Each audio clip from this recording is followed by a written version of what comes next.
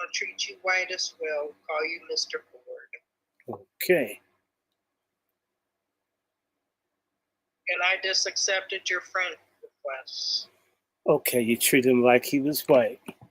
I sure did. Okay. Here we are. Okay, everybody. Everybody's on point. I'm ready. I'm ready. Hey, everyone. We're having a discussion. Tonight, we're talking about making America fight again and illegals unplugged. I am here. Reparations Nation, welcome, welcome. White Jesus to everybody, MFM. And if we get MFM, maybe we won't need White Jesus. He's sort of a crutch. But if you got a broke leg, you really need a crutch. So if I had to have a crutch, I'd rather be White Jesus than anything else. I don't care who I offended. I love White Jesus. In fact, where is he? Here he is. Hey, he wants us to go sand nigger hunting. I don't agree with him about that. Am I a bad believer? Now, this could be one of those apostolic Christian Zionist Jesus that loves slavery, apartheid, killing Arabs, taking other people's shit, and you have to forgive them even when they don't stop. But, white Jesus, he has something to tell me. Oh, white Jesus. He told me to go back to Africa. You know I'm Indian, man. Well, he's still all mine. I love white Jesus. I love white Jesus. Yes, I do. You need a white Jesus. Oh, no, I'm ready. I'm here with white Jesus. Okay, I get you. You want to see my white Jesus? He's so cool. And I've got bigger ones. In fact, send me a contribution. I want a big inflatable white Jesus. In fact, Clyburn's got one. Hakeem Jeffries white Jesus sleeps on his chest.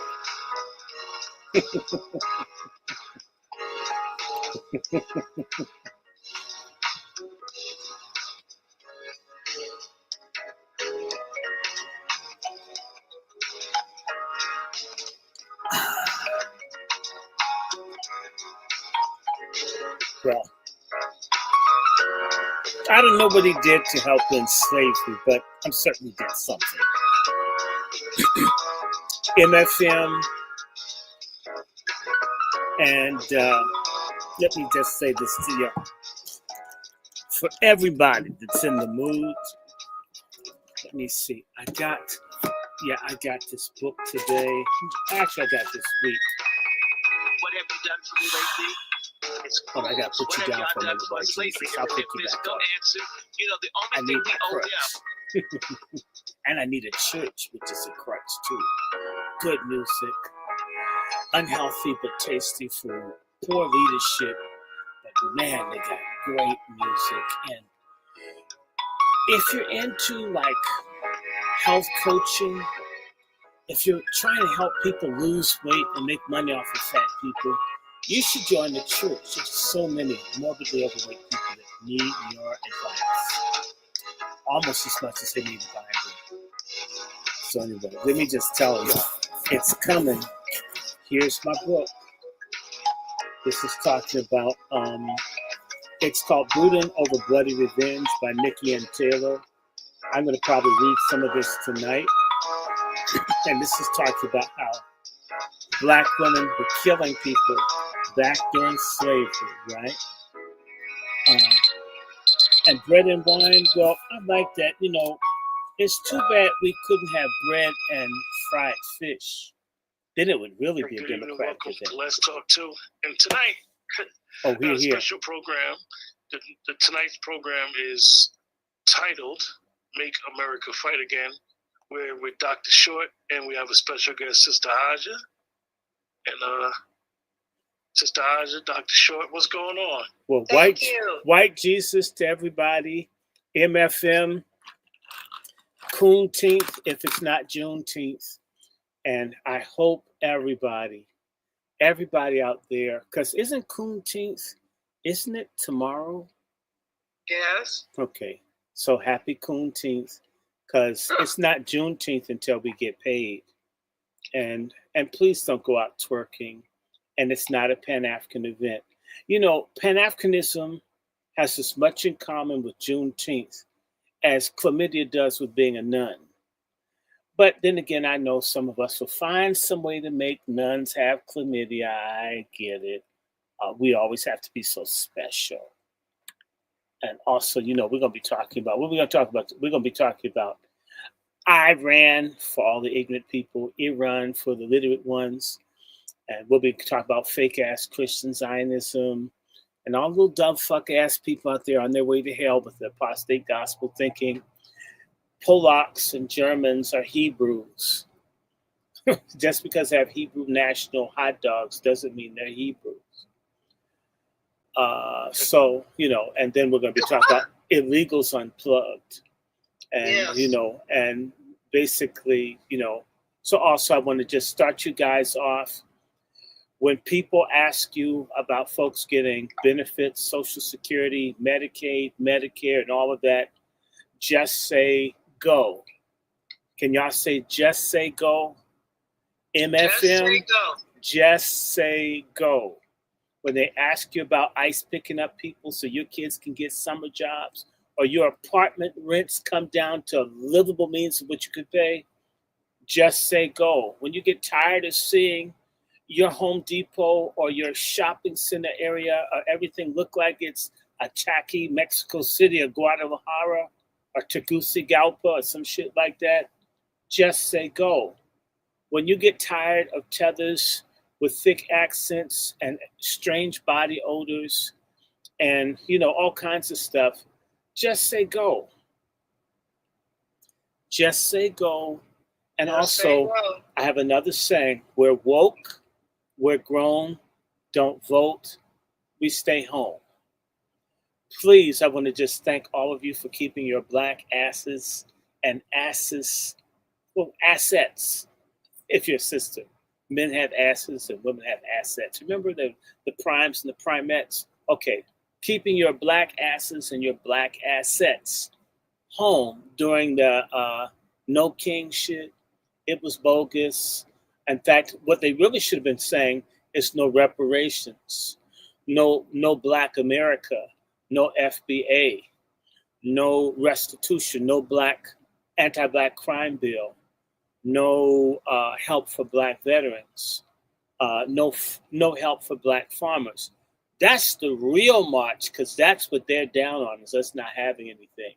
So Yes. for all of you that kept your intelligent black asses in the house, and maybe you watched the sorry ass Tonka toy military parade of Donald Trump, you know, he would have fired anybody on The Apprentice that had such a fucked up little gathering in the name of the military. I mean, really, I mean, there was no drones and shit.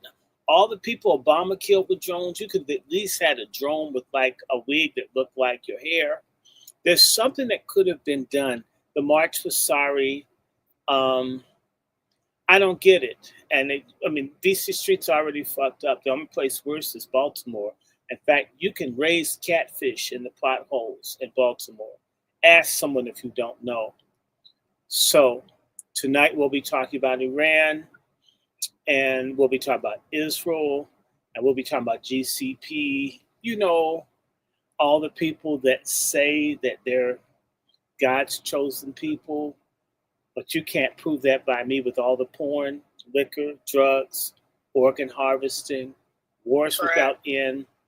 I mean, just like whacking palaces, attacking ambulances and shit, blowing up hospitals. If that's God's people, hell may not be such a bad place. But then again, maybe they're not God's chosen people. Maybe they're people that pick themselves. After all, everybody wants God's blessing, but not everybody wants to do what God requires of them to have his blessing. Could that be the story? And I want to just say to all of you Republican people out here, I'm Republican, but I'm not stupid. I voted for Donald Trump since 2016. I voted for Donald Trump in all the primaries. I've never missed one. However, I did not vote for war with Iran. I'm very keen about geopolitics. Mm-hmm. We wanted the eggs to go down from being $6 a dozen. I remember there were eggs on sale at the Lidl up in College Park. I call it College Dark because they will get your ass to University of Maryland if you're black after dark if you're not careful. And I got eggs for 79 cents a dozen just 2 years ago.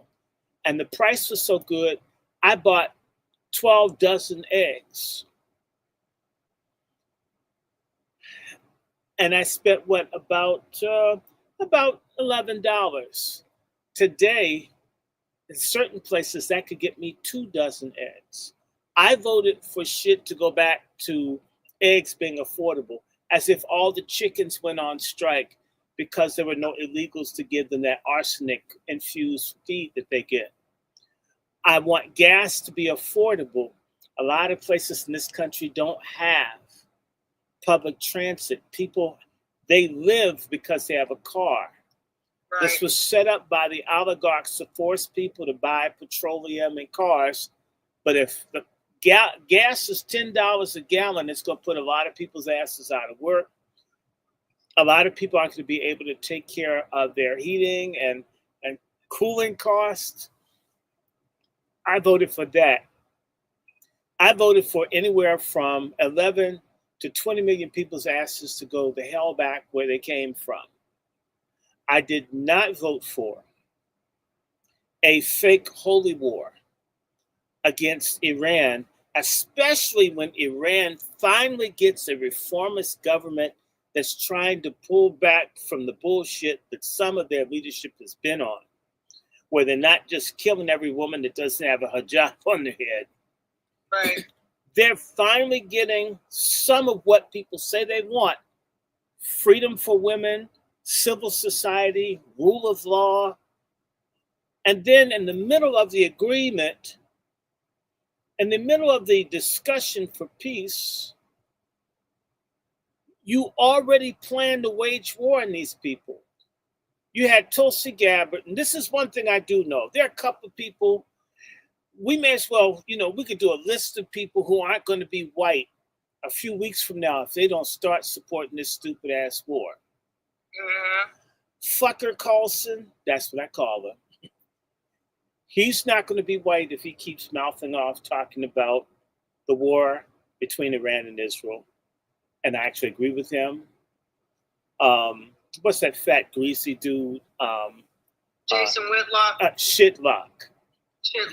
Yeah. Jason Shitlock. He's not going to be an acceptable, morbidly overweight black talking head. He's going to lose a lot of white friends.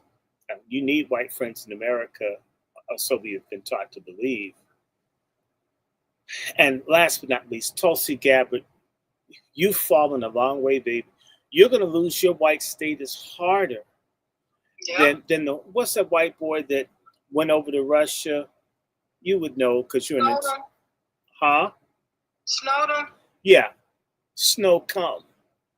Yeah, him. Okay, him. So you lost your white status. Gabby Tulsi, I know you're Indian. You and Nikki Haley are like these light-skinned Indians that get to pass yourselves off as white.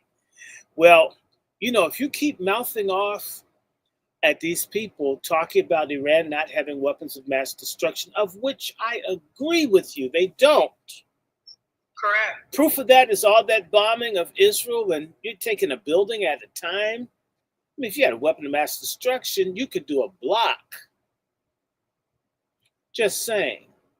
If they had weapons of mass destruction, they haven't used them, and they seem to not be interested in using them.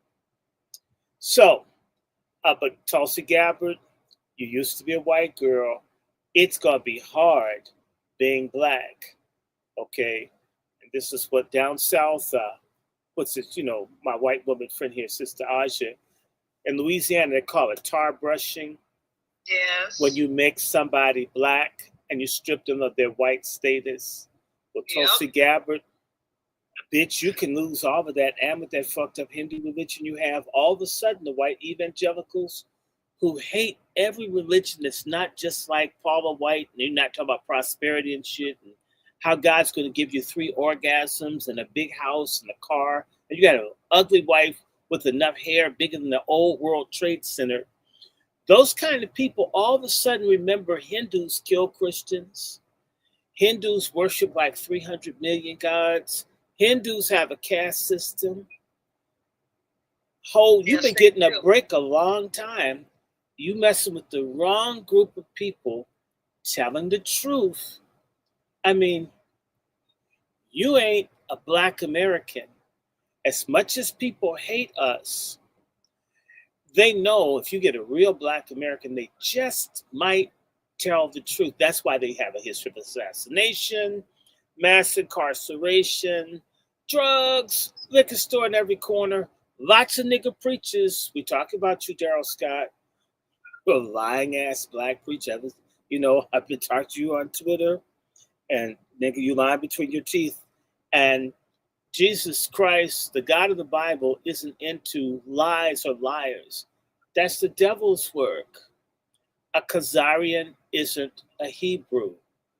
Correct. Even if they own Hebrew national, even if they occupy land that was once ruled by Hebrews, even as you kill mixed descendants of Hebrews, does not make you a Hebrew. You're a Khazarian. You had an 8th century conversion to Judaism, and your ass isn't in the Bible. You guys were called Scythians. You were seen as the Greeks said, barbaroi. We get the word barbarian from barbaroi. Just saying, don't blame me. And if you say the Greeks are whites, and it's not racist for me to say, you're descendants of what people call barbarians. The Scythians were violent, slave trading, drinking, whoring, very terrible people. In the Bible, even in your Hebrew Old Testament, didn't have nice stuff to say about the Scythians. In fact, when they want to talk about low-down people, the Scythians were at the bottom of the barrel. Not the Ethiopians, but the Scythians. White being cool is a recent sociological, historical fabrication and invention. Mm-hmm. Just saying. You can get mad at me, but Now, and as for the illegals, go the fuck home. If you need to wave that flag, you need to wave it where that shit's official. That's like me holding up a house key to another house and in someone else's house as if that's the key to the door. Right. You shouldn't be allowed to parade anybody else's flag. I've traveled all over the world. I have always avoided putting the American flag up. Do everything I can not to offend people, because a lot of folks really don't like the United States. There are a lot of people who don't like the United States. They don't. They hate the United States. And they don't have a problem with expressing it. So I don't flaunt being American when I travel. I travel, and if you can tell I'm an American, cool. But I'm from the United States. They're really nasty, rude tourists that travel, and they got big ass cameras and all this stuff, and they make people know that they're from America. They're the ones that get robbed, beaten, kidnapped, and folks can't stand them. That's true. Now I'm going to give you guys 2 minutes, and I'll be right back. So go ahead. Kick it off, Sister Aja. Your turn. Well, thank you, Dr. Short. And thank you, Mr. Ford, for having me on. But what Dr. Short said is true. I was in the military, and I remember my first time going over to England. And you can tell they're American tourists because they're wearing USA T-shirts, and they just looked awkward. And I'm like, why? You don't have to tell everybody where you're from. Even when I deployed to the Middle East, and where I was able to go downtown in the country, and I saw people, not only just a few Americans, but people from different parts of Europe. They were wearing all, proud American, and and I'm from England, the Union Jack flag and stuff. I'm like, that's why like Dr. Short said, that's why you get robbed. And that's why you get targeted. And it's the funniest, silliest thing I've ever seen, where I live in California and, maybe I don't even see the tourists from like Japan or China or South Korea wearing, we're the Korean or Japanese flag T-shirts.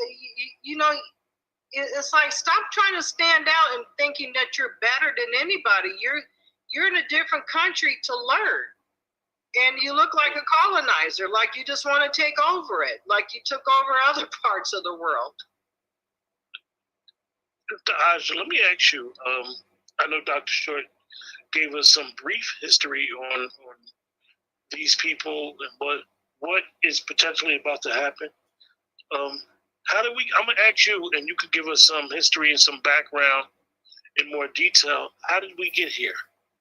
We got here by policy so my background, I am a veteran. I served in the U.S. Air Force. My grandfather actually taught me a lot.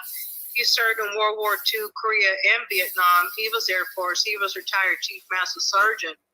So learning from him, because he did a lot of time in the Middle East.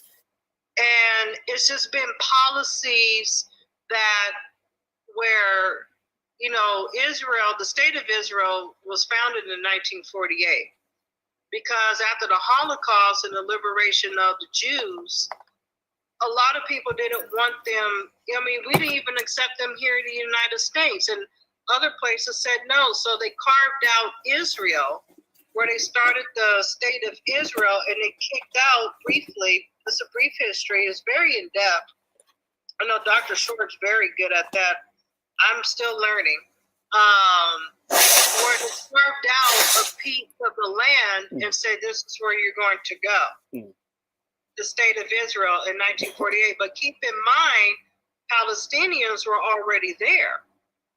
And the whole entire thing of, like Dr. Short just mentioned, these were converts. They were not the line of David and Abraham. These are people that converted to Judaism long time ago in Eastern Europe. I forgot what king it was, Dr. Short, that had to make that decision because Christians and Muslims were fighting. Which king was it where he... I don't, but people can look it up. Look up Khazaria. Yeah, Khazaria. Khazaria is the kingdom. It's one of their kings. He had to choose Buddhism, Christianity, or Islam. Which religion would be the best for his people? I'm sorry, Judaism, Christianity, or Islam, and he picked Judaism, and the people did mass conversions. And it's okay. You're Jewish. You converted. Not a problem. But there's a difference between the people that are in Judea, Samaria, all the places that you'll read about in the Hebrew Bible and the New Testament. And these people are like 1,000 miles away. They're not the exact same people. They're not Jacob's children. They're not the people that are with Moses. It's a different group of people who converted to Judaism, which was their right. So nobody's saying folks aren't Jewish. We're only saying that in terms of the lineage, correct, these people, most of them, have practically nothing to do with this history. No, they don't. And that's been the biggest lie, and especially here in the United States with politicians, because a lot of these politicians like Ted Cruz, Tel Aviv Cruz, he's owned by AIPAC.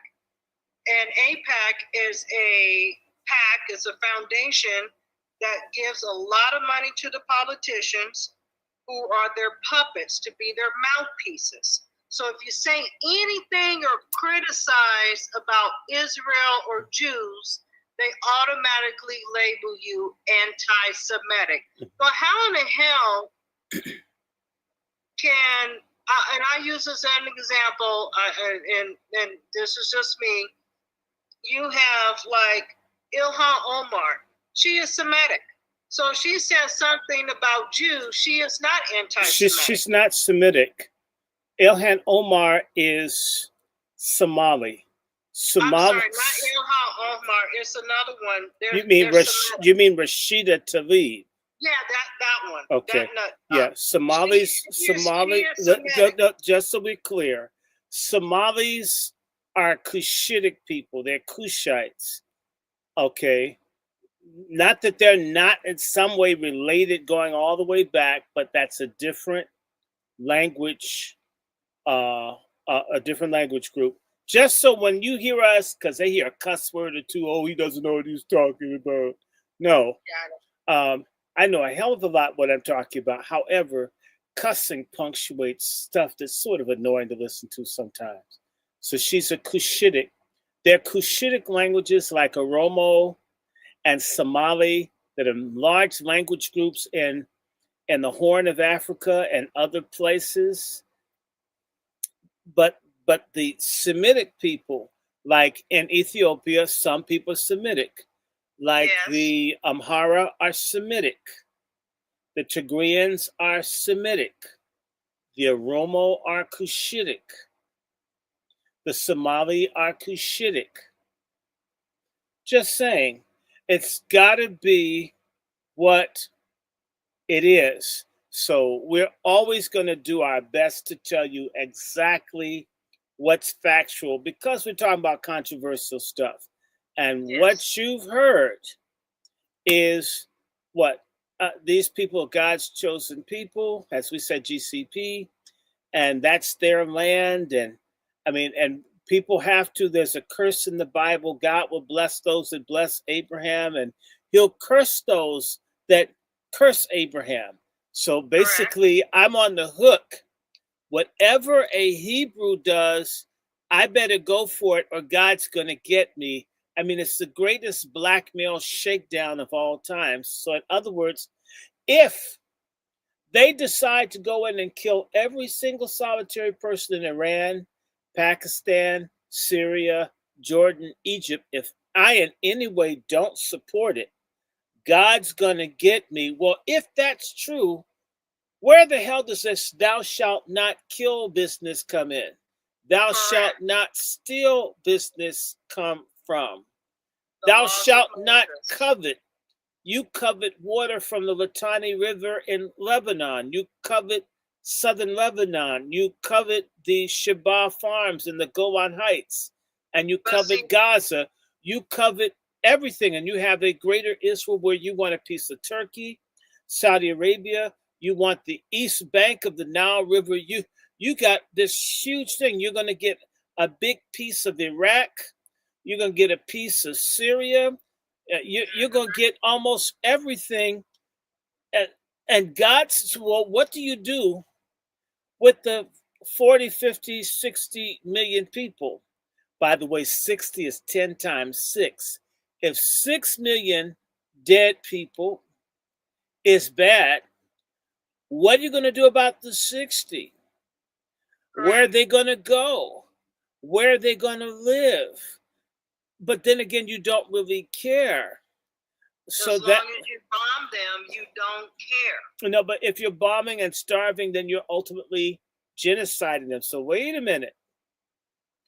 You've been the victim of genocide and displacement. All this, I get you. I hear you. In history. But now, because white people that you identify as white, because you're from Europe, you're Semitic for, propaganda purposes, because you're bombing the hell out of Semitic people. Correct. And they don't get to say they're Semitic. And killing them in the tens of thousands isn't anti-Semitism, but asking a question, is it Correct. Right to kill people, even children, and bomb hospitals and so forth, and dance in the graves of children? It's starving them. It's anti-Semitic. Huh. And God gave people the land, so people say. Well, what were the terms of the agreement? And were there terms for the land to be rescinded if you violated the agreement? And if the Hebrews violated their agreement with Jehovah God, Yahweh God, whatever thing you want to call it, the I am, then how can another group of people who've converted to the religion of the Hebrews pick up on a promise that had been revoked of another group of people? That's like me getting the house of someone who defaulted on a mortgage, thinking I had the right to squat there because I took their name. Correct. Now, maybe I could have the same habits and customs as the person that got evicted and got put out because they couldn't make the mortgage payments, but I wouldn't have standing in any court to be a rightful possessor there, although they do have things like squatters' rights. But being a squatter is a recognition that you weren't the original owner. You have moved into a space in which nobody's there, but they couldn't do that because there were hundreds of thousands of people who were described as Negroes. Correct. I don't know. I didn't make them do it. I didn't make Chaim Weizmann and these other people that had these. I didn't make anyone call those people Negroes. I'm not saying they are Negroes, but I'm saying that the people who made this agreement, this Balfour Declaration and the Sykes-Picot treaties and all this stuff, these folks were calling them Negroes. Now, mind you, what were you doing to Negroes back in 1916, 17, 18, 19?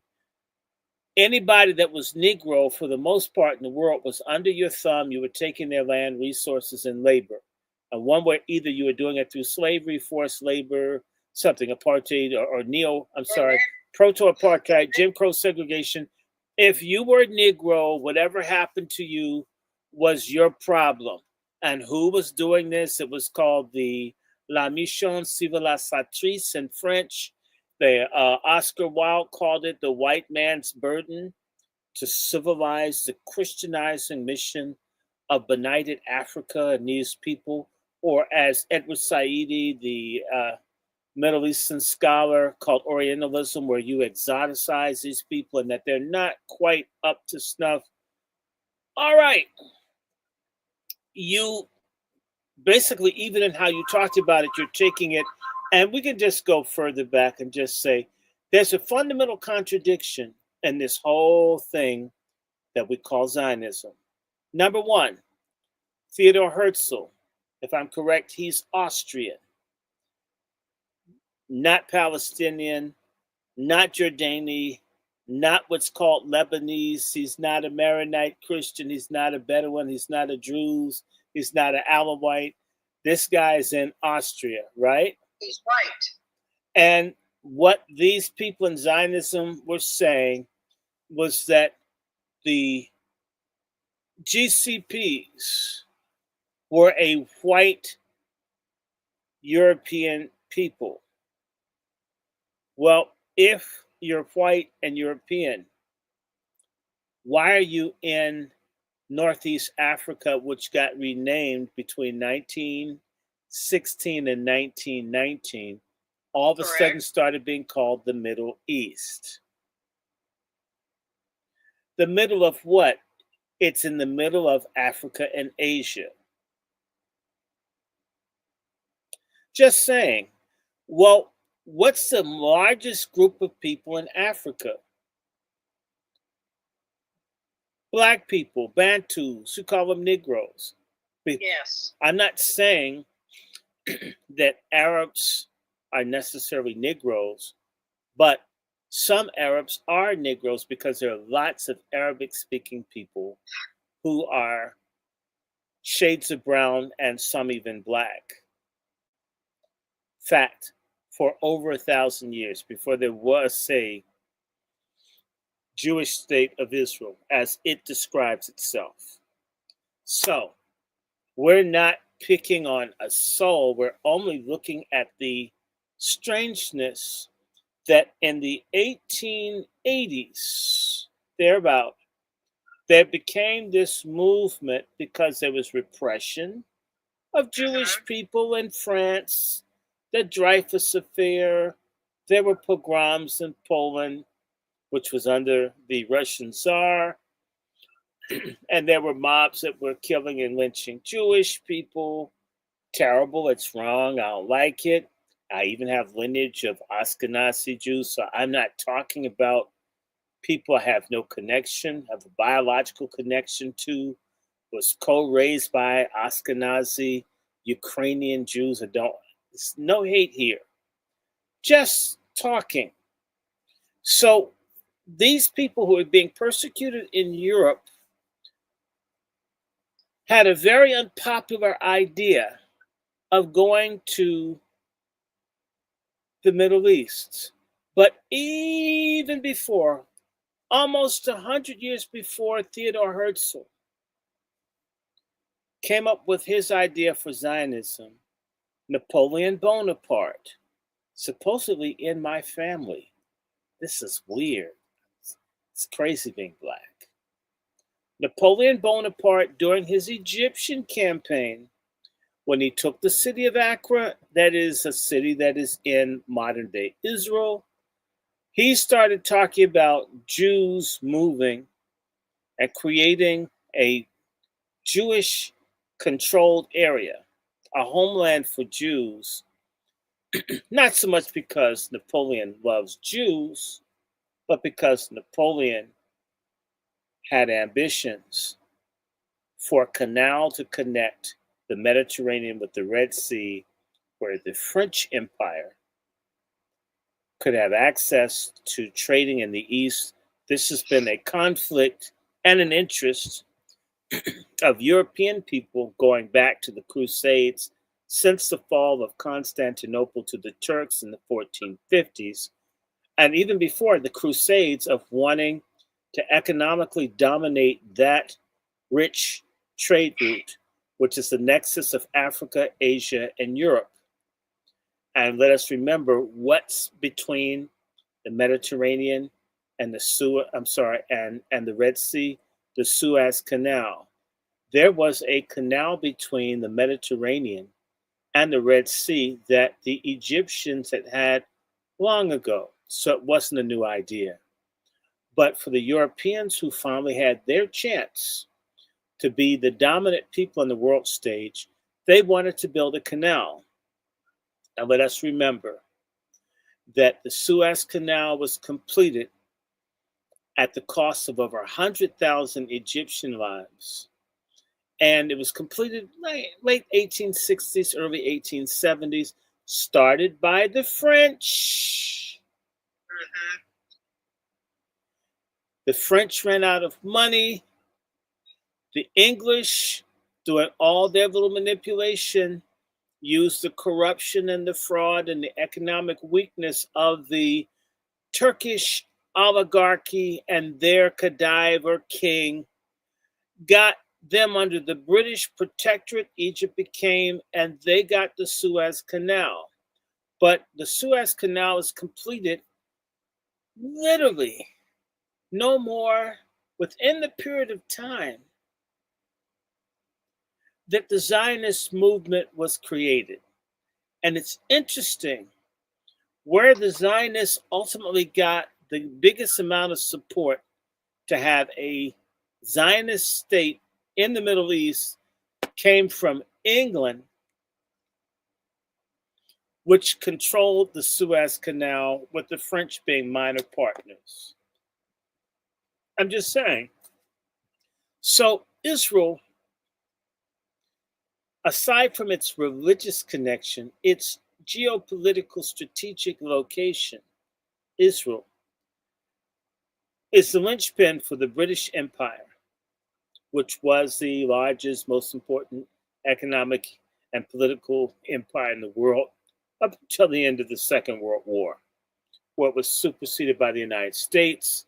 And in fact, after the Second World War in 1956, when Gamal Abdel Nasser, who was the head of state in Egypt, nationalized the Suez Canal, England, France, and Israel attacked Egypt to try to retake the Suez Canal.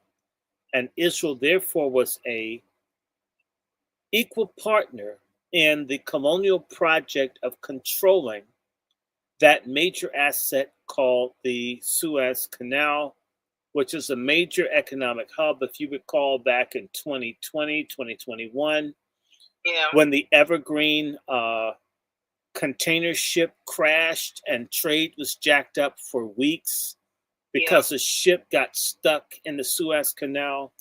These canals, whether it's the Panama Canal or the Suez Canal, these are incredibly important economic trade routes. Egypt, as a country, as a society, gets a disproportionate amount of its money just from controlling the Suez Canal.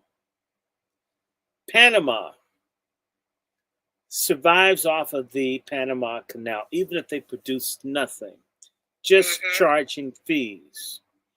So creating a white controlled bastion near the Suez Canal with well-armed people who, by the way, are disproportionately, at a certain point, connected in some way to the British, Americans, or French, although there were Germans and Russians and others. But where did the money come from? A lot of the money for people to build up Israel, or what became Israel, came from the Rothschild family, a wealthy GCP banking family. By the way, the same banking family that got rich destroying whose military and imperial career? Napoleon. Just saying. So this thing, when people talk about God and the Holy Land, I got that. But let's deal with the money, the power, the control. Israel exists to facilitate the hegemony or the dominant economic, social, political, and military power of the white Western European states, or the Anglo-American empire with its white European proxies. That's exactly what it is. And by the way, I didn't say that people shouldn't have some place to go when they're persecuted. We're not saying that. I would never say that. But from the 1880s forward, people began to move to what we now call as Israel. And the majority of the people, all the way up until after the Second World War, the majority of the people were what you would call Arabs, Bedouins. In fact, there began to be a clash in the 1920s because the Balfour Declaration, which recognized by the British government, it's a loose promise of a homeland for Jewish people that occurred after the First World War, and it came at the betrayal of all the Arabs that had fought the Turks for the British and the French. Fact. So, what happens? Let's be honest about what happens. The immigration and the money from wealthy people who support the mission to have a Jewish homeland began to send people there. And initially, they were well received by the indigenous people in what's called Israel today.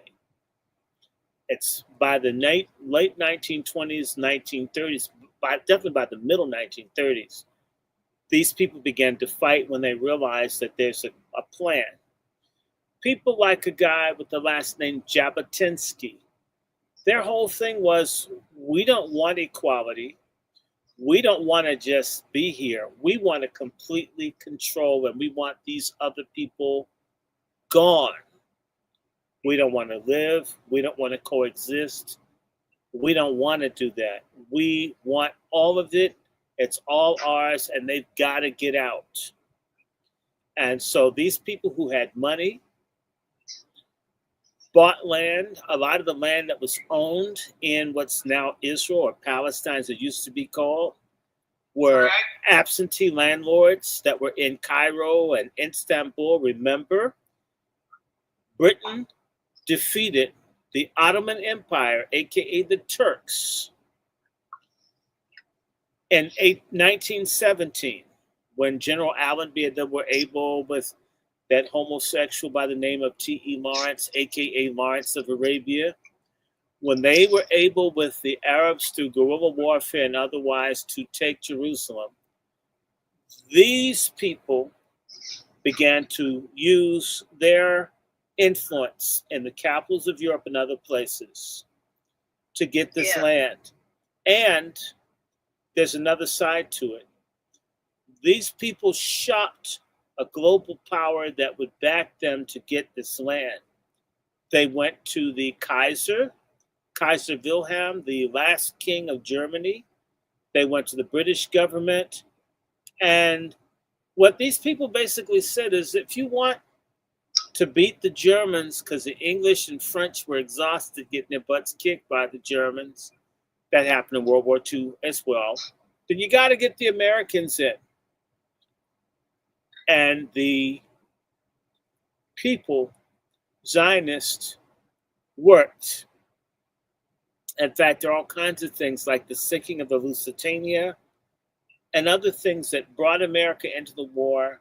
And depending on whose material you're reading, it would appear as if some quite unusual historic things happened, like civilians being put on ships that had weapons of war that they were warned to stay off of.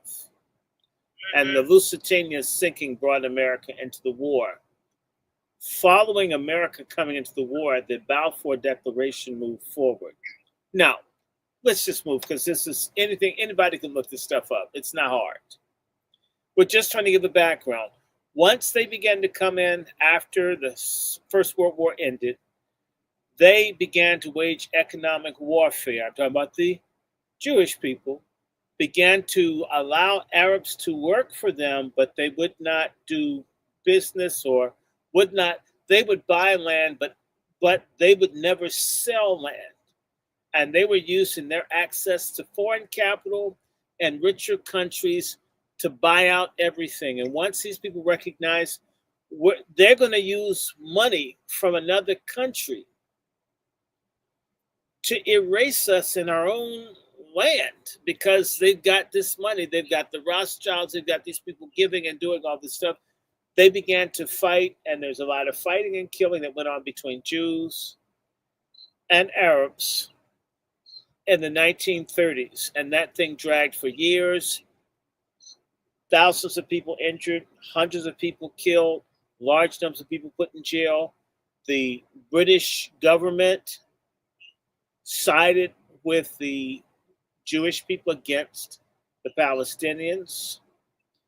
And the only reason that they didn't continue to have more of these European Jews come to Israel was the coming of the Second World War.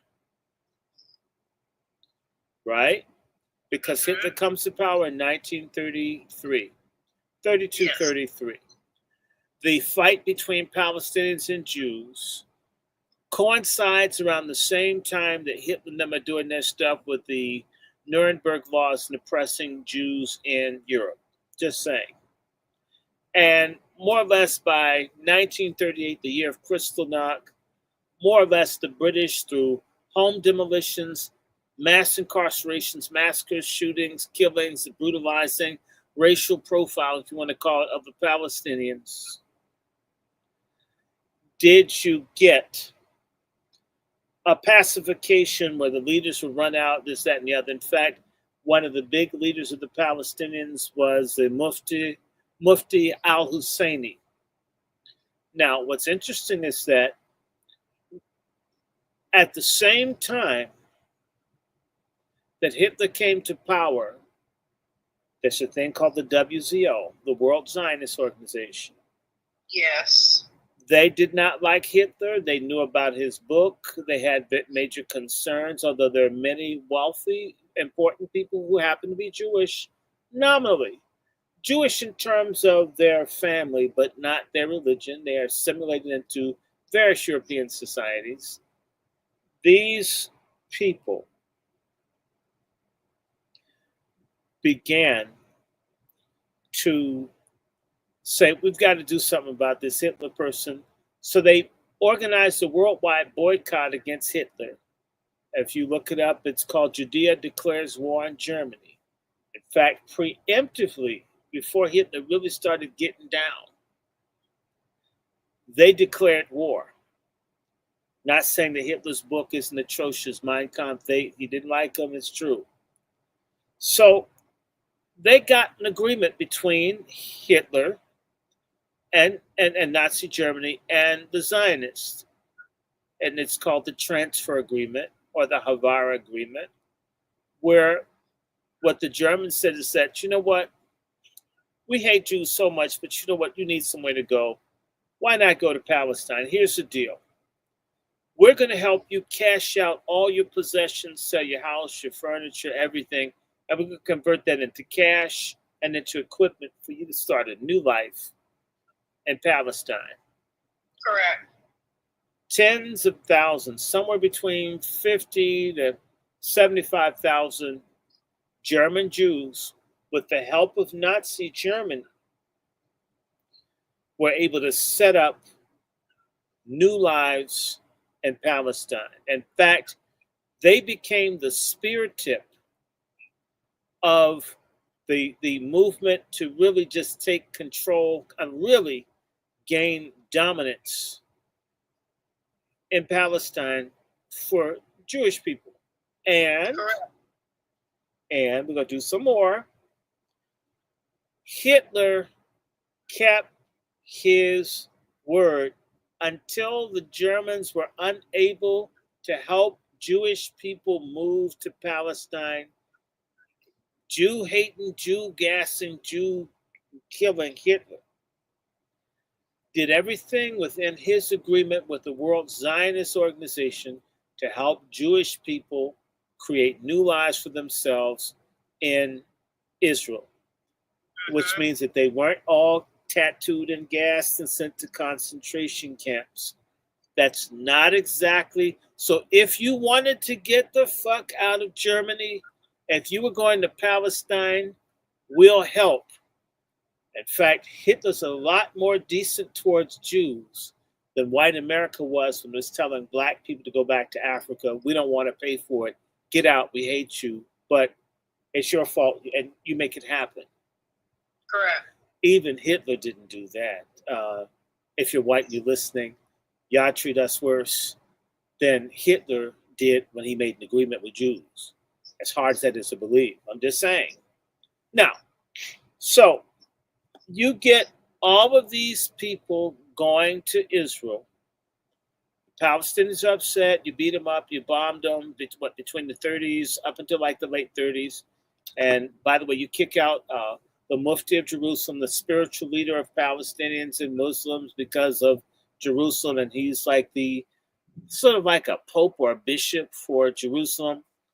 And you have a movement throughout the Middle East. In Turkey, you have Mustafa Kemal. You had people all over the Middle East that did not want the French or the English telling them what the hell to do. They all looked to Mussolini and Hitler and to fascism, Nazism, as a way to free themselves. So there's this combination of socialism, fascism that was very, very popular throughout the Middle East and North Africa. I'm just saying. Now, once the British got into war with the Germans over Poland in September 1939, the British recognized, because they already knew, and we're going to take this to Iran, the British had already figured out in the early 1900s that the key to world economic power would be petroleum, not coal. Coal was the major fuel for ships and homes and a range of things. The English were pioneers at using petroleum for their ships, for their navies, for their industries. In fact, they had been using palm oil from Nigeria and from West Africa, using oil in the Industrial Revolution's late stages. So that's this 1908, the British had their Anglo-Iranian oil company somewhere in there, and they started like ripping the people off for their oil in 1908. So understand in 1939, 31 years later, as you had motor cars, the use of cars exploded between 1908 and 1939, and tanks and everything else. In fact, World War II was driven by oil, by petroleum. Your planes, your bombers, all of that, you need oil. Your ships need diesel fuel. Then what happens? The British say, oh my God, these sand niggers are sitting on top of all the oil. If these sand niggers get with the Nazis, they'll cut off our spigot. On top of that, if they pitch a bitch, they'll cut the Suez Canal. We'll be cut off from our main economic prize, which was the Indian subcontinent, which used to be one, the Dominion of India, Sri Lanka, Nepal, Bhutan, East and West Pakistan, and then India was the jewel of the British Empire.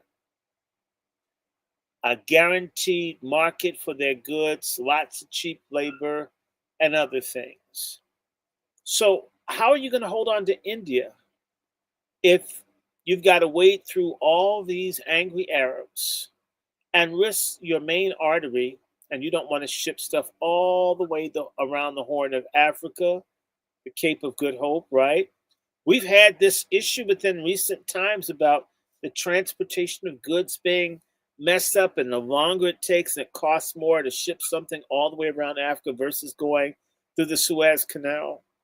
It takes time and money and so forth. I mean, it costs more. So here we go. The British say, you know what? We got to cut these Jews back because they got the Arabs pissed off.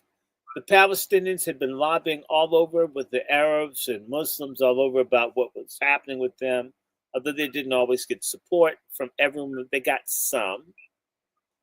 The British cut allowing Jews to go to Israel, even though they knew all about Hitler's hatred of Jews. They had information about folks wanting to kill off Jews. They knew. These devils knew. But mind you, these Zionists and these GCPs love English and Americans and hate people who never gassed them, tattooed them, or put them in concentration camps. We're the bad guys. Remember that. That's some Stockholm syndrome up the ass all the way. I mean, Diddy level. Okay. Now, so these people are stuck in Europe. The rich elite people like Queen Elizabeth's father and the other people, the kings and the royalty of England, they supported the Nazis. Nazism was very popular. Yes. Nazism was big. Hating Jews was big. Jewish people were under what we could call, I don't know, kike crow.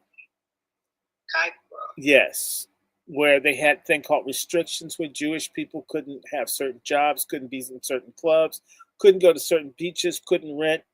They were segregated. Well, her husband, Queen Elizabeth's husband, his family, his sister, and I guess his brother-in-law, they were Nazis, and they were killed in that plane crash. Yeah, but they were Nazis. The royal family of the royal family of Great Britain were very much pro-Hitler and pro-Nazi. As where I would say most white people around the world believed in the supremacy of whiteness. This isn't unusual. This is what we've been dealing with all these years. And they believe it right now. So what happens, they cut off the ability of Jews to come to the Middle East. And that's how a lot of Jews got stuck in Europe. And by the way, the Zionists were willing to help people survive the Holocaust, provided they were willing to go to Palestine. Remember, these European Jews, they're German, they're Austrian, they're Swedish, they're French, they're Bulgarian, they're Czech, they're Spanish, they're Portuguese, they're Italian. They don't want to go and live in this. What would they go there for? The country? I mean, it was okay, but right? And let's go back a little and remind people something. That under Napoleon and others, they had what's called the Jewish emancipation. It sounds like one thing, but let me break it down to what it was. Jewish emancipation was liberating Jewish people from having to be under oppressive rabbinic laws, the same way the Israelis complain about the Shia and how women are treated in Iran. Jewish people used to be ruled by their rabbis who could be like coon pastors or these white megachurch slavers who want all your money and boss you around and tell you what to do. Jewish people used to have the same way. In India, you've got a civil Indian code, you've got an Islamic code. Depending on who you are, you're governed by the law that your religion subscribes to. This change is called the emancipation of the Jews, which means Jewish people began to enjoy life on a real good level at the same time, or around the same time that this so-called Zionist movement began to emerge. So there are two different pools. There's a pull towards assimilating and staying in Europe where people are from, and a minority group that was super unpopular that was saying, let's go to Palestine, sort of like your dumb fuck Pan-Africanists who are talking about, let's all go to Africa. Some of them are very dumb, I'm sorry. And no, I'm not saying that Africa isn't okay to live in. If you got money, Africa is one of the best places you could ever be. If you're struggling here, you're going to struggle in Africa. You got to have money to make it in Africa, which is why I'm saying, again, the Havar Agreement. These people said, we're not going to send you. You Jews have money. We're going to help you cash out and live good lives in Palestine, as long as you go to hell away. We don't have to see you, little pointed ass noses and shit anymore. Get out, as if they could talk. So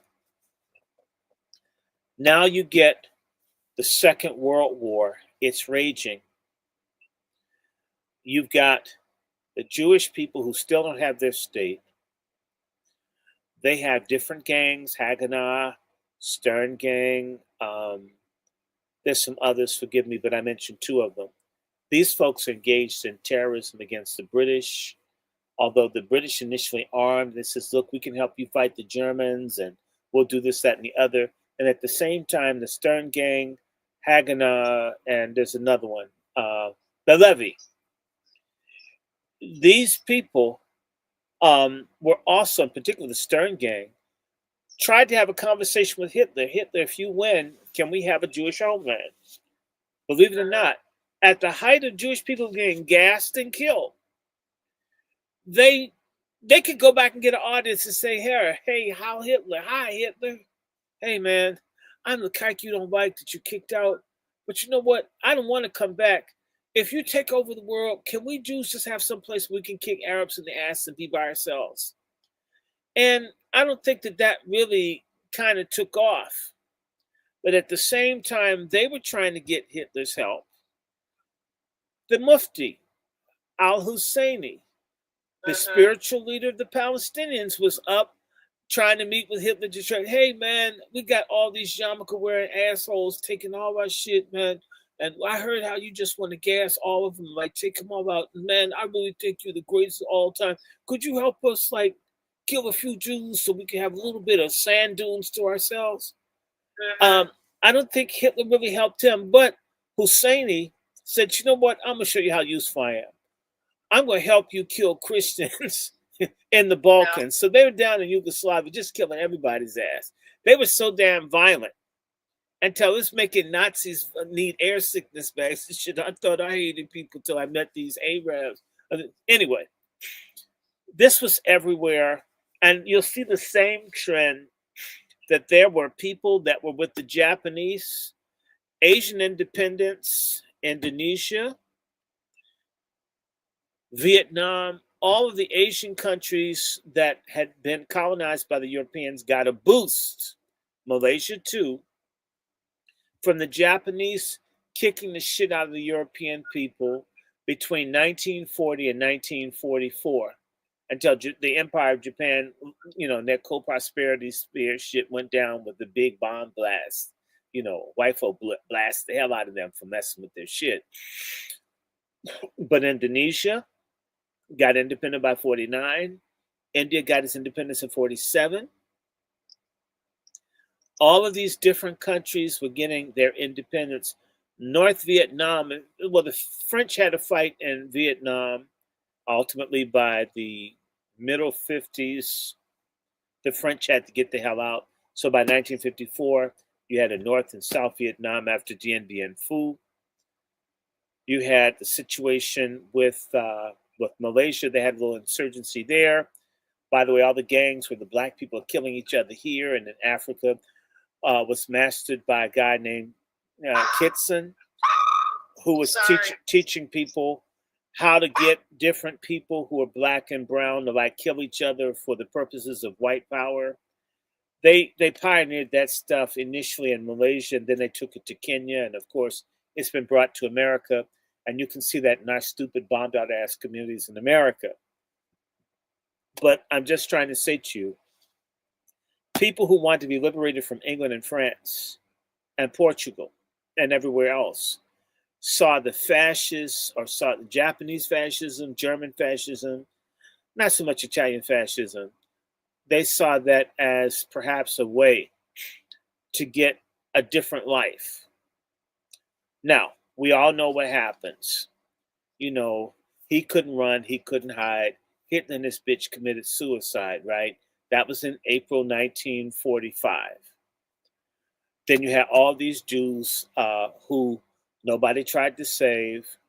That includes American Jewry, could have done a lot more, but the people were more interested in trying to shore up their themselves here in American life and didn't want to talk about anti-Semitism. There's a film that you can watch called A Gentleman's Agreement. I think it won an Academy Award in the late 1940s. When the Holocaust was going on, very few white American Jews went all out to save the people that were in Europe. Some did, but hell no, not enough. And by the way, when the Jewish people were complaining about Hitler, Black Americans stood with them. Nobody said, oh, well, Hitler's cool, y'all don't like us, screw you. No. They supported. So Rabbi Wise, look him up, and other people, they didn't have a problem. In fact, Jewish teachers and professors who couldn't get jobs at white schools all ended up at HBCUs and black high schools and black hospitals where whites wouldn't let Jewish doctors practice. The next time you hear how anti-Semitic Black Americans are supposed to be, history paints a completely different picture. And it's really a different picture when you consider that some of the people, very important people like Mr. Haym Solomon, the lead financier of the American Revolution, was the largest Black slave trader in the 13 colonies. Judah P. Benjamin was a financier and the vice president of the Confederate States of America. He was Jewish. And I can do more of this, and I'm not trying to make anybody worse than anyone else. I'm simply saying, people, it's a lie that there's some black anti-Jewish thing. Instead, there's been some anti-black stuff in which a lot of people who identify as white or trying to make it to be white have gotten on that bandwagon. Irish, Italians, Polish, and yes, some Jews too. All right. And may I add, even the Hispanic and Latinos. Mm-hmm. Okay, well, the Mexicans, even them, yeah, all the white wannabes have done this. Asians too. So the unmodeled minorities, all of them have gotten at some point help and assistance from Black Americans. Have always put a dagger in our back and curse us and run after white people until something really bad happens. Let me just say this to you. Let me just give you guys an announcement. If this war blows up between Iran and Israel, and the conversation goes out, my child's not going to die for Jews, and white folks keep it real. When you get them all, they will tell you what they really feel. You're going to find a whole bunch of people whose names end in vowels and other things talking to you. Like, I thought you hated me. You hate affirmative action. You don't want me to get scholarships. You know what? Don't be surprised at who you don't see coming to churches and everything else. Let's talk about how close we are and how we need to work together. Just remember that. I'm not blaming all. I'm not saying everybody. It's the same way. I have relatives, ancestors, some Jewish, cool. Some Jews, slaveholders. I'm saying, shit, I shouldn't have fucking done it if you didn't want people to talk about it. I didn't say everybody, but I said some. And some, I don't know, 5%, 10%, I don't know, but it happened. And who dominated out of Charleston?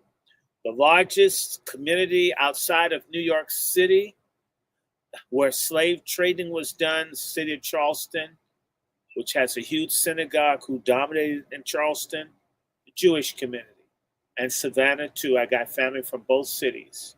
And New York, a major slave trading center, Wall Street, the stocks and bonds, trading in black people, who were strong in terms of shipping and all of that, doing the insurance underwriting. I didn't say only, but your fingers in the pie, you catch hell when you die. So, now let's go back. So, we're explaining what happened. Now the war is over. World War II is over, and all this stuff comes out about people being gassed and people making paintings and playing with skulls and all this stuff, Nuremberg trials, and the American Jewish Mafia and others, Haganah, Levy, the Stern Gang, all these people who think the British are going to let these folks just come, let all the Jewish people out of Europe and come to Palestine. And a lot of folks who've been traumatized by the Nazis, I would go just about anywhere after that. The British, who don't want to anger their protectorate states, places like Egypt, the French, who don't want to piss off the people in Lebanon. I think Lebanon got its independence in 1945. You've got all this Arab nationalism everywhere. Because in order to fight the Germans, everyone was talking about freedom, democracy, self-determination. They even told black people, we're fighting the evils of fascism, racism, and join the United States military, of which 1 million or more black Americans did, only to find you come back and you still can't vote, you can't do this, you can't do it. It's a lie. The Second World War kicked off a fervor for independence and freedom for all kinds of people that had been under the white, hateful, Nazi, apartheid, racist, colonial jackboot of so-called white Western Christian civilization, if there ever was such a thing. I hope I find it. So, here we have it. These people who've now been through the horrors of the Nazis, who did just kill, I don't know how many Jewish people, but they killed them as many as they could. There were millions in Poland, and when the war ended, there weren't so many millions. So I don't know if it's 2, 3, maybe it's 8 million Jews got killed. I can't say for certain it's 6. I can't tell you it's not 8. I can't tell you it's not 7. But it's millions, so it's definitely not 1 million. It's definitely not 2. We had like 4 million, 5 million Poles in Poland. So they killed a huge number of Jews. I don't know if you can get the perfect 666. I don't know, they got this thing about this 6. But they killed millions and millions, and then not just Jews. Some 30 million Russians died, 1.7 million Yugoslavs died. Lots of people got killed in the Second World War. At least 30 million Russians died. At least 25 million Chinese died, if not more. Between Russia and China, maybe 60 million people died. Okay? These people who had been traumatized by war wanted to get over there, and the British trying to please their people. You got this Arab nationalism. Remember, Gamal Abdel Nasser, who's in the young officers movement, yet young officers movements in other places, people taking stuff. The British want to keep everything working, and they're running an empire. And you don't want to lose your empire over a couple of Jews and somebody, you rescued them too soon for them to not be killed, so you didn't have to worry about them. And Canada, America, and Britain refused to let Hitler or others send Jews to America, Britain, or Canada. Nobody wanted these people. There was an opportunity to save 2 million of them, and the Roosevelt administration gave thumbs down to Jews. Not a black man. Nobody looks like me did this to Jews, but you couldn't believe that the way they treat black folks in Israel. I said it. Now, one more piece and then we're done. So the Jewish people who had gotten military training to defend the Suez Canal and to fight to defend Israel from a German invasion, because at one point the Africa Corps, led by the German military genius Erwin Rommel, got very close to being in a position where they could have taken Egypt out of the war, but they got beaten by Montgomery at El Alamein, 1942. But these Jewish people began to fight against the British government that was trying to prevent Jewish people from coming to Israel. And they engaged in all kinds of terrorism, killing, massacres, bombings, all kinds of stuff. The crowning event is the bombing of the King David Hotel, 90 plus people killed. They blew up, they bombed and did all kinds of stuff. Yes, they did. Ultimately, the United Nations in 1948, with all the machinations and bribes and stuff given, decided to partition, to give a significant part of what was Palestine to the Jews who were big in Haifa and some of these other places, and let the Palestinians have their half. There was never going to be a sharing. The Israelis began mass killing Palestinians all over the place. There were dozens and dozens of massacres. As many as 20,000 Palestinians were butchered. Peaceful people who had gotten along with their Jewish neighbors that got killed anyway. Deir Yassin is one. I mean, look it up. This isn't a history that you can't find. And these people fled. And God, figure if you're going to throw grenades, the Arab population wasn't well armed. I mean, they're up against people with military training and all who were coming in, who had weapons smuggled from America, from the Jewish mafia, and other people were getting all kinds of weapons in for these people to go to war. And their kibbutzes were basically like little forts. It was based on the forts that you put up in the Indian Territory in America. Out west, you put a stockade up, you set up a fortress so you can be in someone else's space. That they try to expel you, you're going to cost them a couple of lives trying to move you out. So, 750,000 Palestinians got displaced. And you have the state of Israel. And the descendants of these displaced Palestinians are still in Lebanon, Jordan, Syria, Gaza, the occupied territories in the West Bank. They're all over the place. Now, that's how you got Israel. Let's segue real quick. One of the first countries in the Middle East to have a written constitution was Iran. Their constitution was run down in part because of foreign machination. People didn't want them to get their stuff together. Okay, it's not just blacks in America, folks, outsiders messing in your business. You had the Qajars, who were this corrupt dynasty that ruled for a couple hundred years. They phased out. And in the 1920s, you got the Pahlavis. You had the father of Mohammad Reza Shah, who took over. He was a big fan of Hitler.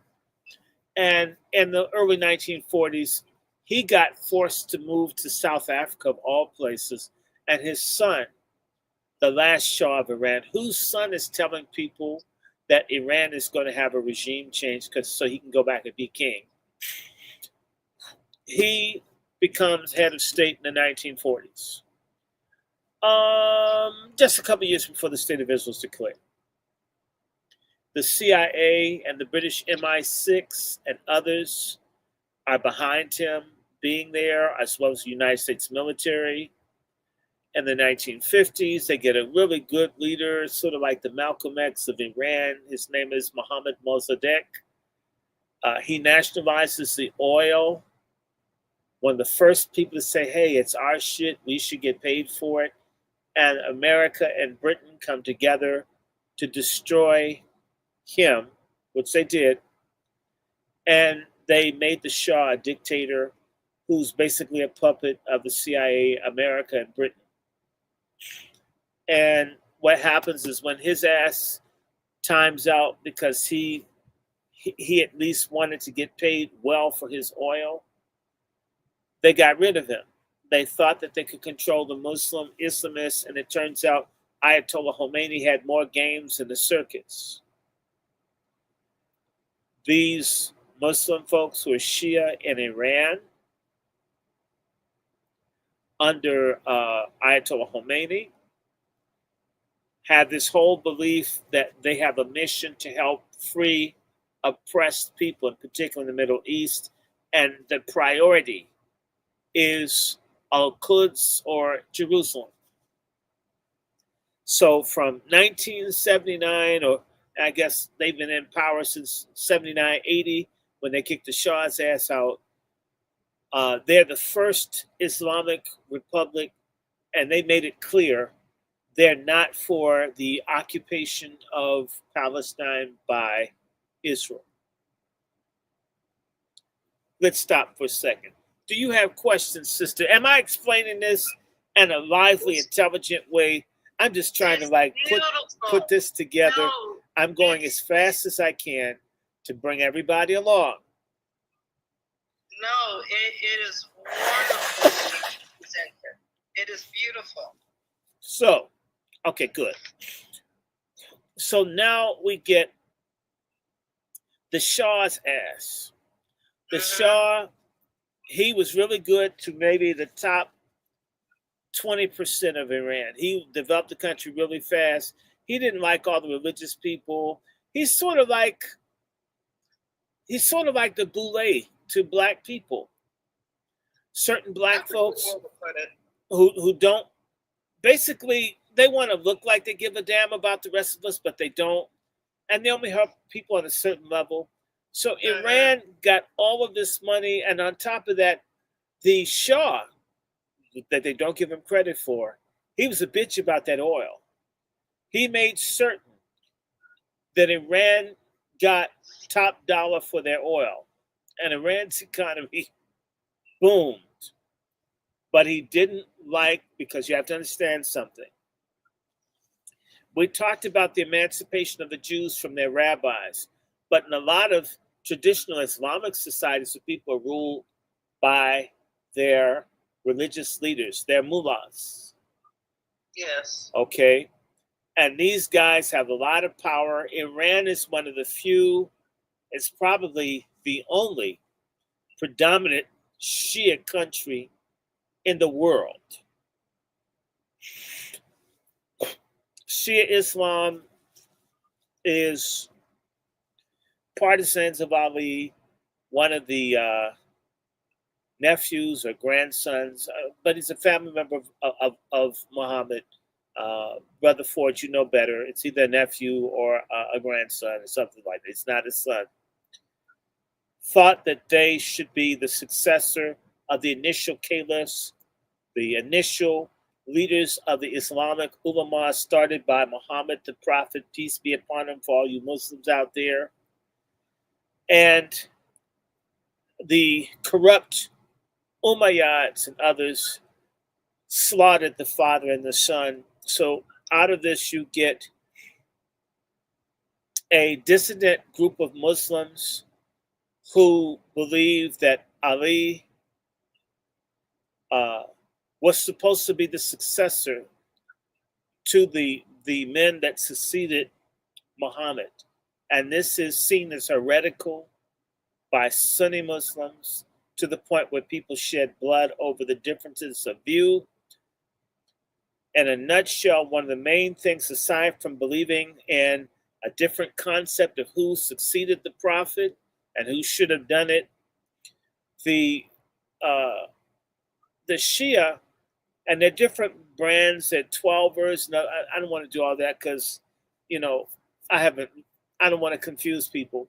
But one of the key things you need to understand about Shia Islam, which is key, is that they believe, and they're deadly serious, they believe that their ayatollahs, their holy men, speak for God, like Catholics see their Pope. This Ayatollah Khamenei is God's man on earth for Shia, as is Ayatollah Sistani in Iraq. He's God's man. That's God talking through his mouth. Donald Trump threatening to kill the Shia equivalent of a pope, that shit can't go well. We're talking about people who may not like dude. I know what it's like to be in Iran and folk go off because I called him the supreme leader. They felt that way because they're mad, but if you blew him up, you will make certain people say, we don't care if we die. So just remember, when they have a shura and they do that purification thing and they beat themselves bloody with the little sword, these people don't mind bleeding. They don't mind fighting. They're the ones who brought suicide bombing to Hezbollah. In fact, the only people who've been able to put their foot in the Israelis' asses have been Shia Muslims who don't mind dying and don't mind killing. And, ain't no party like a Shia, a radical Shia party, because the radical Shia party don't stop. They're the ones that said, you know what? Right after Ayatollah Khomeini, the first one, the one with the big turban, he was really interesting. The Israelis had been going into Lebanon off and on, right? In the 70s, there was a big national civil war in Lebanon between 75 and 79. And part of it has to do with, I gotta have to kind of explain this. All right, let me do this. The Sykes-Picot Treaty, Sykes is an English person, Picot is a French person. They said, look, we want to get the oil and we want to fuck up whatever order that these Arab people could have and give them a fake sense of having their own countries and republic, but they'll be so jacked up the way we constructed these borders. Sort of like what they did with Africa, and sort of what they did with Black Americans with this people of color shit. You construct something that nobody can work with, so everybody hates each other. There's never enough for anybody. You put people together that don't belong together, that can't stand each other, don't know each other, don't have intelligible languages. You put all their asses together and you say, oh, this is a country. Here's a flag. Fuck you. If you have a civil war, you can go into debt buying guns from us. We'll send it to you. Right? Right. This is what they did. And by the way, one of the groups that they completely fucked the Kurds. They're like 30, 40, 50 million Kurds. They're about 6 or 7 million of them in Germany alone.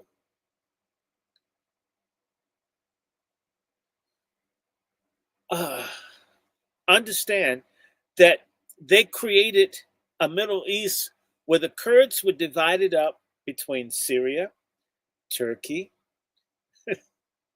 Iraq, Iran. They just got, so these people never get to, they're landlocked and they don't get to be like strong in any society. They're always a minority group and they're different because a Kurd ain't an Arab. A Kurd isn't an Arab. That's just an example. In the case of Syria, by the way, Syria and Iraq should be one country. If Syria and Iraq were one country, then the Shia would have a bigger population. I'm sorry, the Sunni would have a bigger population. And they wouldn't be oppressed by the huge number of Shia who live in the southern, basically the Pacific, not Pacific, why am I saying that? The Persian Gulf. Okay, let me do this again. If you were to divide Iraq into 3 pieces, okay, the western piece of Iraq, which is dominated by Anbar province, it's heavily desert. There's not a whole lot of people there. Then the middle third, you've got the Kurds and you've got the other people, Yazidis, all these, but basically, and you got some Assyrian Christians and this, that, and the other. Okay, then you got that part. And then on the eastern part, where the majority of the population is, they're Shia. Had you put Syria and Iraq together, which should have been, you would have had a better balance. But instead, you put the Sunni in charge over a Shia majority with a significant number of Assyrian Christians or Chaldees, and you've got the Kurds. And right? And so you got this is wild. Wow. So, and you put them in, and you put in these kings that aren't necessarily related to the people. For example, the king of Jordan, okay, his family is from Arabia. They're not Jordani. Correct. Right? So you put in, so it's sort of like picking Obama or Ofag, as I call him, or this guy, Wes Moore, who's a Jamaican that doesn't like black people as the governor of Maryland. You get someone that's nothing like the people that they rule. And you had King Farouk in Egypt. He was a Turk who didn't speak the language of the people, not that he'd care to. He's too busy having orgies, getting high, and gambling. Right. This is this new Middle East that the white people put together. And they said, work with it. We're going to fuck it up, make it work. And in the case of Syria, it's got a bunch of tribes, and you've got the Alawites who are in Latakia and Aleppo, but then you've got all these other people that are Sunni, and you've got a desert part of the country, right? And then you got Damascus. So like the western half of Syria is where most of the people are, but the majority of them are Sunni. And because the French got Syria and They said, you know what? Let's fuck this up a little bit. We don't want Syria to be too big or too strong. Let's make things a little weird. So you know what they did? They said we're going to respect everyone's religion. That's not what they meant.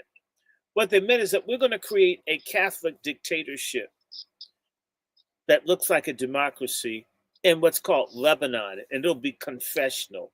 That basically means that your percentage of power and your representation is based on your religion. So you got Druze, which is some kind of offbeat Islam. You got your Sunni, you got your Shia, you got your Maronites who are Christians, and you got your Catholic Lebanese and your Orthodox Lebanese. So you got all these people with different religions, different traditions, right? And you put the Christians in charge over, and it is not quite clear who's the majority. And of course, because the Christians can move and get around, they got more money, they probably get out of there because they see how jacked up it is. And you have a Muslim population where these people are having children for Allah and everything else.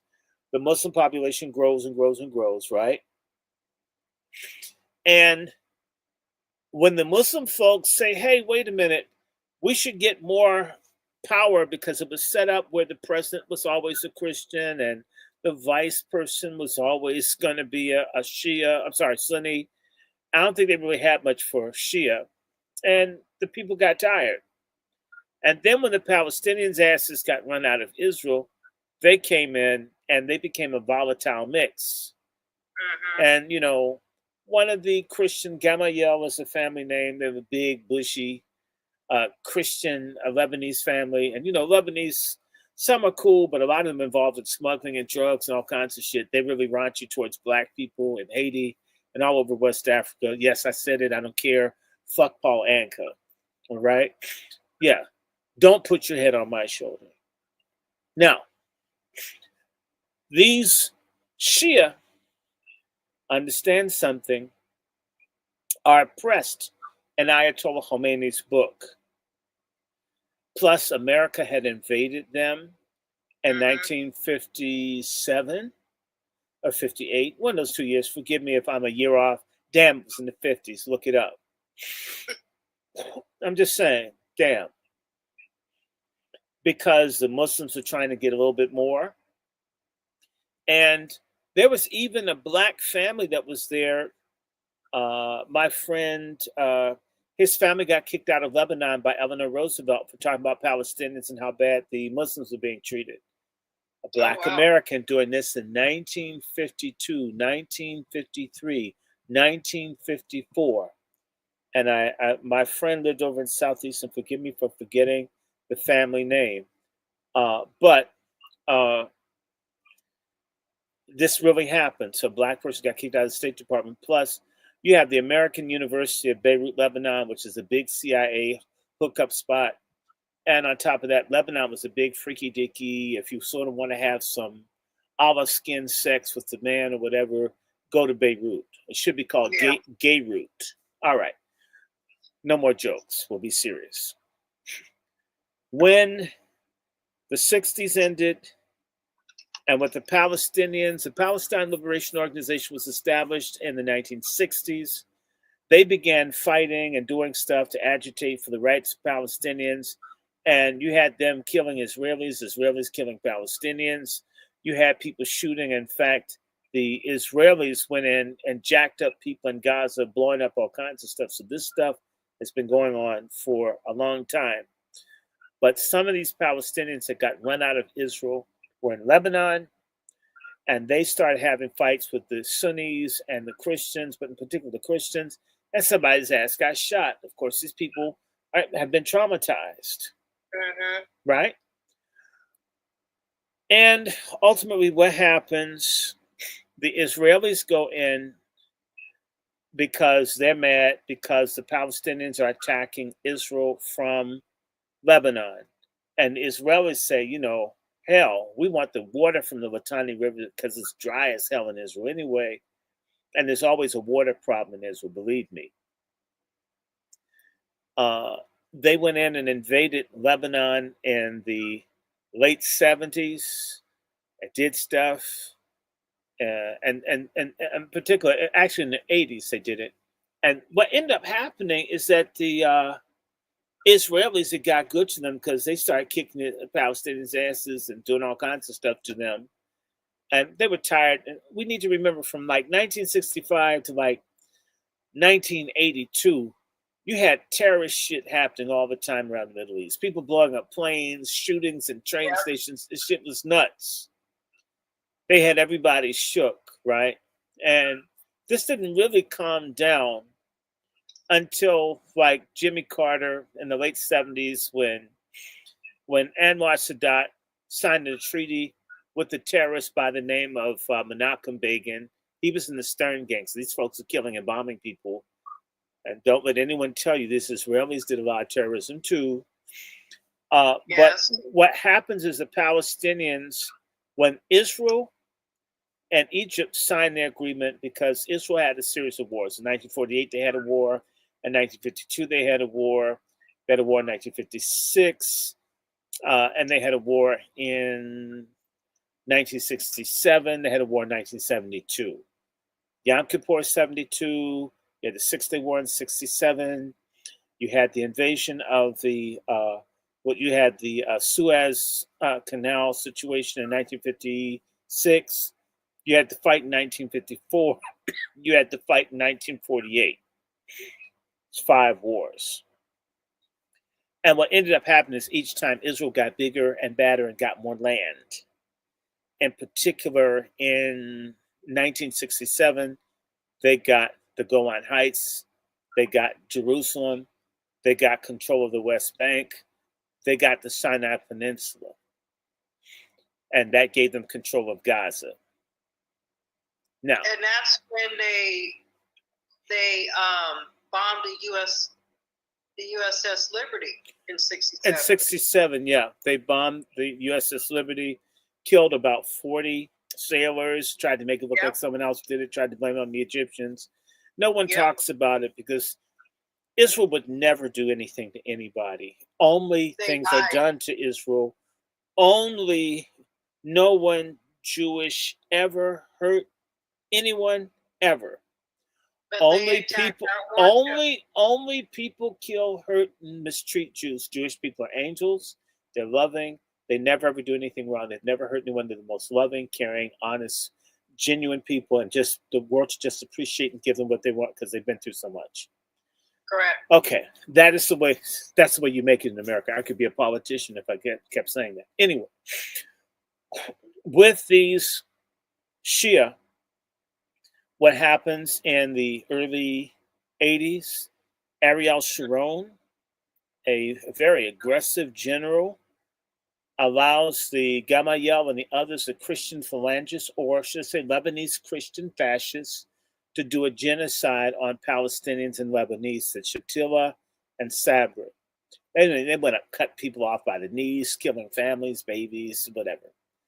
Nothing's really done about it. So what? Who cares? Just sand niggas, right? I mean, it could be better if we had killed them had they been black. We'd just do them all. Anyway, moving right along. This is happening at the same time that Iran has its change in government because he got rid of the Shah. He got run out of the country. And Ayatollah came in February 1979 or 19, it's either 79 or 80. I think it's one of the two. It's either February. Wait a second. How many years is that said they were in?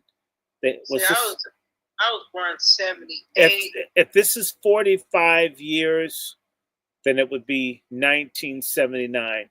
If it's, I'm sorry, it would be, if it's 46 years. It was 79.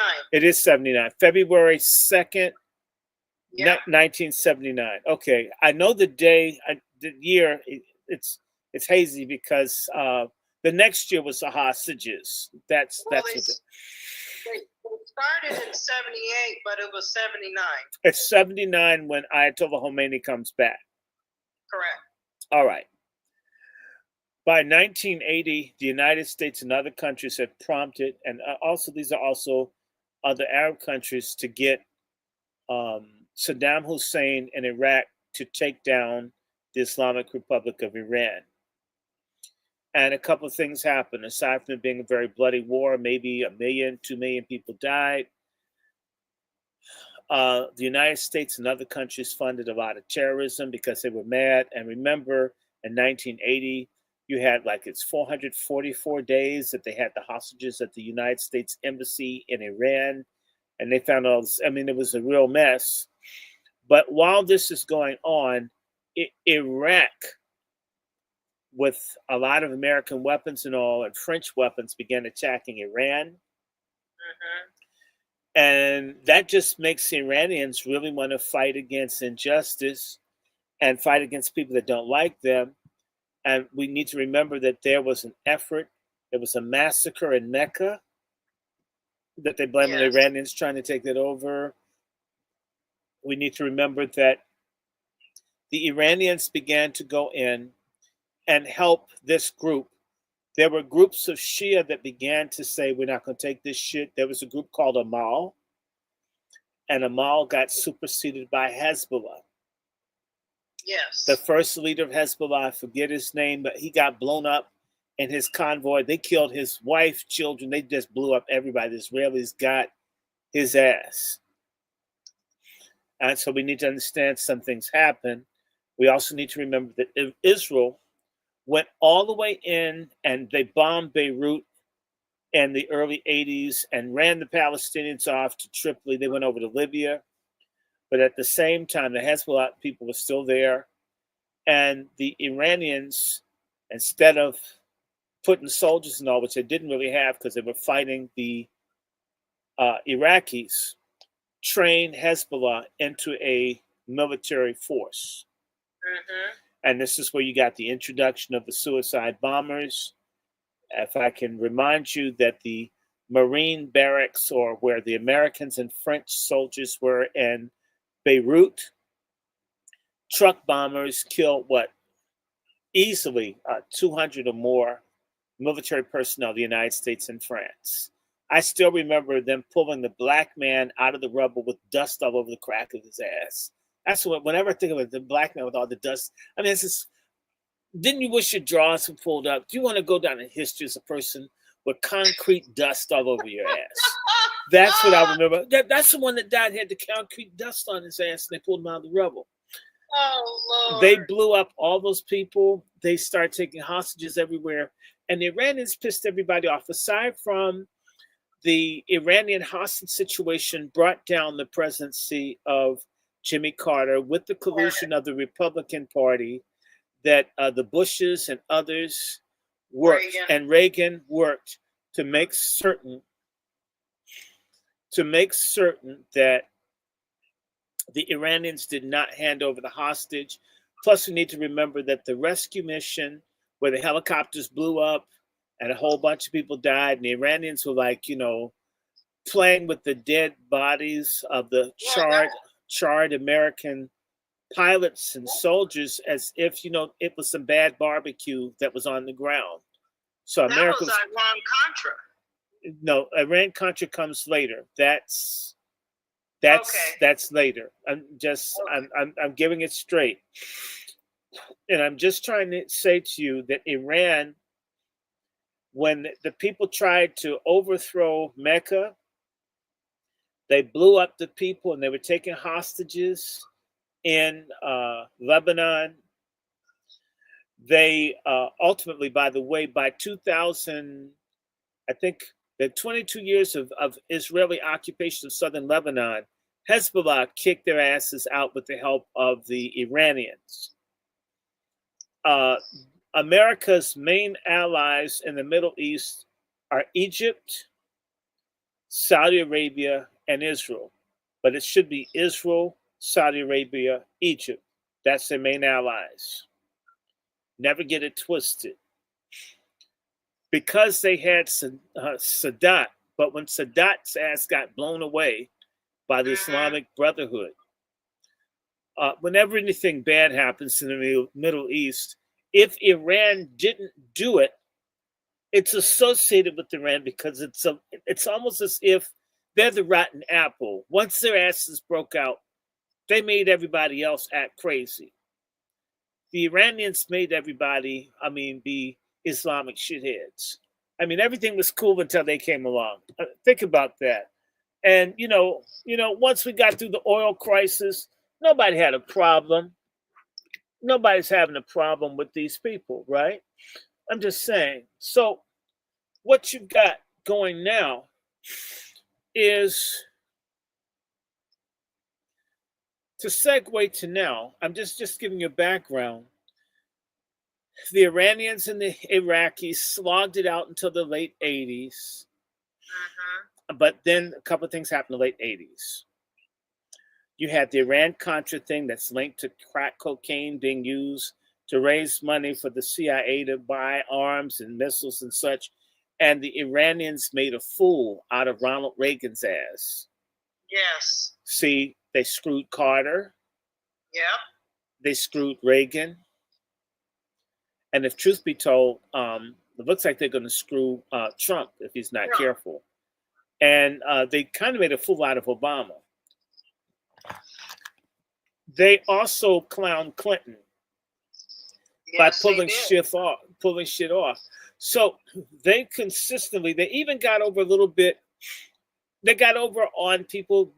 The United States goes in and destroys Iraq because they get told by Israel to get rid of Saddam Hussein because he wants weapons of mass destruction, which isn't necessarily true. But once they attacked the Iraqis enriching uranium for their own purposes, that's when Saddam Hussein starts wanting weapons of mass destruction. Okay, and that happens late 70s, early 80s. It's called Oriak. It was someplace in Iraq that the Israelis went in and bombed and blew the shit out of dudes' nuclear plants. And that's when Saddam wanted to have nukes. When the United States took Saddam out, we had two. We had Desert Storm in 91, and then we had another one. Okay, when did that happen? That happened in 2003, right? So you had one in 91 and then one in 2003. The big winner, dumbasses, when America invaded Iraq and they got rid of Saddam, they got rid of the Sunnis. The Baathists, by the way, Baath means rebirth or resurrection. There's a Baath party in Syria, which Assad and them were leaders of, and his ass got kicked out. What is it, this year? I think it's the beginning of this year. His ass got kicked out. And then you had a Baath party in Iraq. Both of them have since been basically decimated as of this year. Now you've got Iran. And let's go back to the Shah. The Shah loved weapons. He loved weapons almost as much as Diddy liked sex toys. And the Shah was spending billions and billions of dollars from France, England, America buying all these weapons. Iran had one of the most powerful militaries in the world under the Shah. In fact, the planes that are being shot down or are not necessarily operating that well that Iran has are United States F-13s, F-14s, Phantom jets. These are things from the 60s, 70s, and the things that were on order they never got. But Iran had a massive military. They had all kinds of equipment and stuff. The Shah had all this stuff. And one of the other things, there was a program that the United States and other countries started called Atoms for Peace, where they were pushing nuclear energy. So Pakistan was a member of Atoms for Peace, and the Shah had a nuclear program. It was America's idea. It wasn't the idea of the mullahs. All along, the Islamic leadership considers the nuclear weapons disgusting, haram, un-Islamic. We don't need your damn bombs. We'll blow your ass up. We'll take you out without nuclear weapons, if everybody's understanding me. They've refused to develop nuclear weapons. And if you understand, and I need to go back and say to you, 44 years ago this month, Ayatollah Khamenei, the supreme leader of Iran right now, was sent an explosive device, I believe a tape recorder, which was supposed to kill him. It was either developed by the Israelis or the Americans. It blew up his arm, caused all kinds of damage, but it didn't kill him.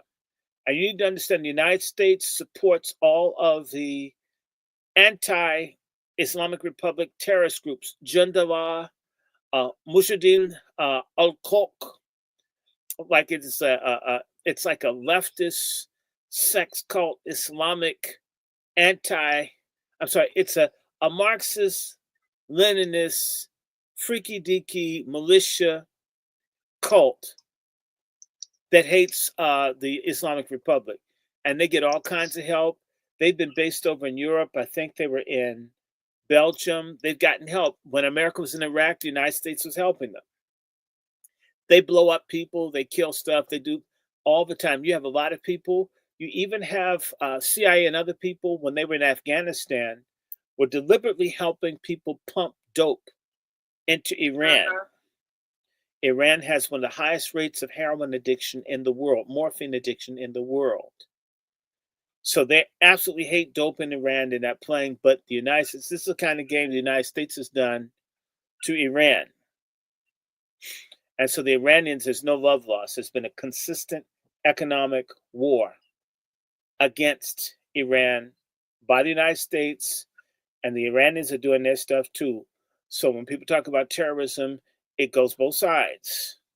America's done some shit to them. They've done some shit back. It's sort of like a person that you put a cherry bomb in their drawers and they put some doo-doo in your pocket. I mean, it's just because people aren't respecting each other. Whenever the Iranians put up a reformer who will get along with America, the United States fucks that person. They had Rafsanjani, and now they have a new Iranian, and forgive me for not remembering how to pronounce his name, Pukatsian. If I'm saying his name wrong, look it up. It's on Press TV.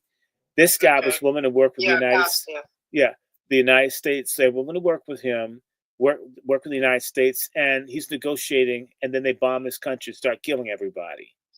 So that's where you are.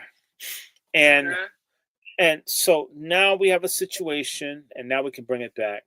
Bibi Netanyahu, he's a piece of shit, liar, fraud. Yeah. I have a friend named Wayne Madsen, who's an investigative journalist, reporter, and he shared with me, this is what he said, it's alleged that Bibi Netanyahu enjoys watching adult men have sex with boys. Ooh. I didn't say it's true, it's alleged. I don't know. I hope it's not true. But his allegation was that he had a friend who's in Secret Service that had to be in the security detail of Bibi Netanyahu. And Netanyahu, because you're in security, you have to go wherever people go. So he went to some sex shop, and you have this big man with the big you-know-what, boinking a little guy, and he was getting off to the screams. Before you react to me, before you act like I'm picking on someone or I don't like anybody or I'm lying on Bibi Netanyahu, let me remind you this year that the United States Department of State spokesperson acknowledged that Israeli soldiers were serially sodomizing Palestinian men with broomsticks. And that video, certain people allege, was being watched by leaders of the state of Israel. I'm trying to think, to me, it's not a stretch. If you can watch people put a broom up a grown man's behind, I guess you could watch a grown man put a thing in a little boy's behind. If you're into something like this. And let's just be real. Tel Aviv, the largest city in Israel, is known as the most gay-friendly city in the world. It probably has the largest gay population of any city of its size in the world. Israel is super friendly to porn and other things. I'm just saying, it just is. Yeah. Most people that live in Israel are not observant Jews, Christians. I'm saying the people are non-Islamic, and they even use male homosexual spies to get information on Hezbollah and the Palestinian resistance groups. So I wouldn't doubt, when I think about Epstein and others, the kinds of things that people will do where you bribe and you blackmail and you use deception. Just maybe what Mr. Madsen reported to me could be happening. We know that Israel channels and sends pornographic images all over the Middle East. We know in Abu Ghraib, when these guys were being forced to do all this homosexual stuff and have dogs barking, biting at men's penises, which happened. And there are hundreds and hundreds and hundreds, if not thousands, of photo images of all kinds of queer stuff being done to Iraqi prisoners in Abu Ghraib prison, in Iraq. It also happened in Bagram in Afghanistan. And the Israelis were the ones teaching them how to humiliate these prisoners, doing things like cutting people on the tip of their penis with razors one at a time, just like cutting on people's penises to mess with their minds. We have to ask why in Israel you're taking kids from families, and the families can't even ask the whereabouts of their kids or they get put in jail. What do you want their kids for? Right. And it's been alleged that the reason that certain people don't mind being suicide bombers and some of these Islamic societies is because when they get raped as young men or children, they don't have any honor when they go back home. And it's easier to get blown up and be loved as a martyr than to have been a person buck-broken by Zionists. Let's think about that. Why do you take children? Why do you abduct children? Why do grown men walk around and I want him, take him? What boys ain't doing it, somebody just take him. Who does that? Is that heterosexual and normal to go in and target children? I said, bring that kid to me. He's going to jail and disappears for a year. What do you think could happen if I'm taught that you're dirty or you're not quite human or you're less than me? Why not do something weird to you? Why not do something to disfigure you? Why not? It happens in foster care every day in America. Imagine if you're in a war zone. What you do to a little boy who's giving you a nasty look, you think he's gonna grow up one day and be a terrorist. I'm gonna give you a reason to blow up. Right? Come on, people. It's a sick culture. In order to be an oppressor, in order to take people's land and lives and bomb folks and blow up ambulances and hospitals, you've got to literally not see people as human. In fact, when you do that, when anything goes, then why couldn't it be pedophilia? You know that hundreds and hundreds of American rabbis and others who get in trouble for pedophilia flee to Israel because there's not an extradition treaty. So if you're an American Jew and you work at a yeshiva and you want to molest the boys or the bathhouse, whatever it is, and you get into trouble and people get upset, like it happens all over New York. Yes, it does. You just fly to Israel. Leaving on a jet plane, I'm gonna find a way to be a pedophile again. Okay, they'll leave. And no one says or does anything. And don't you think some of those pedophiles could end up being people running the prisons? Right. Or youth detention centers? Right. Do you think anybody cares what someone does to a Palestinian kid at the hands of these people? Just asking. Do you really think? Like I said, the Israeli soldiers who got in trouble for putting broomsticks in the Palestinian guys' behinds, even one guy was screwed so much he died from the broom in his behind. When they arrested or wanted to bring charges against the men for sodomizing these Palestinians, the local people rose up in revolt and said these guys were heroes and broke them out of jail. I repeat, men that put broomsticks in other men's behinds, are heroes. No charges. None. If you can do it to a grown man, you can do it to a child. That's why I believe it's possible. Now, understand something. Now let's bring it to now.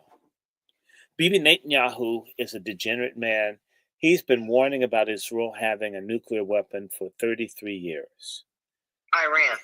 I'm sorry, Iran. And they were saying Iraq too. I mean, everybody's got. Yeah, everybody. When I don't like you, you've got something. We got to do something about it. Yes. Bibi Netanyahu almost predicted the World Trade Center. He almost called the year it would happen.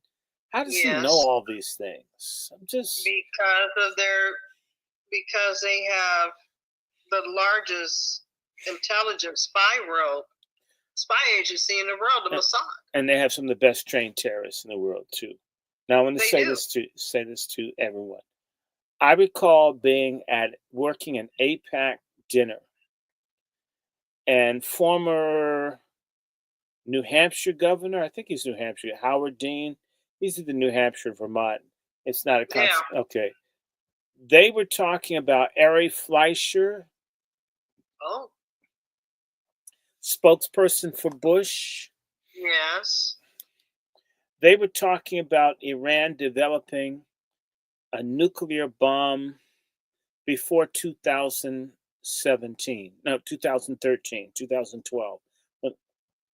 I was there for AIPAC. There's a group of people that give $100,000 to the American Israel Political Action Committee, AIPAC, AIPAC. There's a group called the Minion, MINYAN, the Minions. These are people that give at least, this was then, $100,000 annually to AIPAC to be a minion. And they were saying that Iran would have a bomb before 2012-13. That's 12, 13 years ago that Iran was supposed to have a bomb. Correct. Iran doesn't have a nuclear bomb.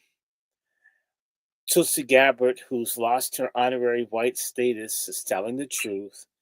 And yet, here we are now with Donald Trump being reined in, who's got money from the Adelson, Sheldon, and the Adelson family. All these people who've given money to the Democrat and Republican Party, the disproportionate amount of giving to both parties, private giving, comes from, if truth be told, Jewish donors. That's what you mean by funders. Ari Emanuel, all these people. Ari Emanuel's Jewish. Ron Emanuel's his brother. I'm not picking. I didn't give that shit. Sheldon Adelson's Jewish. His wife is Jewish. I'm not picking on anyone. I'm just saying this is who they are. These are the people who give the money. They like Israel. Their money's rooted in Israel. And like I said, there's a connection between the Jewish mafia, which does exist, and there are two of them. There's the American Jewish mafia, and then there's the Russian mafia, or it should be called the Ukrainian mafia. But then again, Russian and Ukraine, those are just different divisions of the Jewish mafia. I'm just telling you. So, who started Vegas? Who had the money? Who really put the money behind Bugsy Siegel, who is Jewish? Who was the mastermind, the financial mastermind of the mafia? And forgive me for not remembering his name, but he used to hang with Lucky Luciano, who's Italian. Meyer Lansky. Meyer Lansky,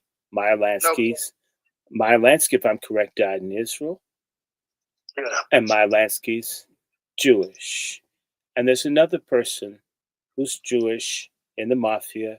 His name is Mo Dalitz. He's a big mafioso from, I think, Cleveland, Ohio. At least he's from Ohio.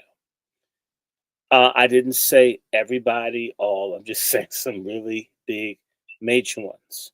And we can go on and on and on with this. I'm not trying to make anybody hate me when I'm only talking about facts. You can look this shit up. There's a strong relationship between the entertainment, mafia, gambling, all of this, sin industries, and who runs them.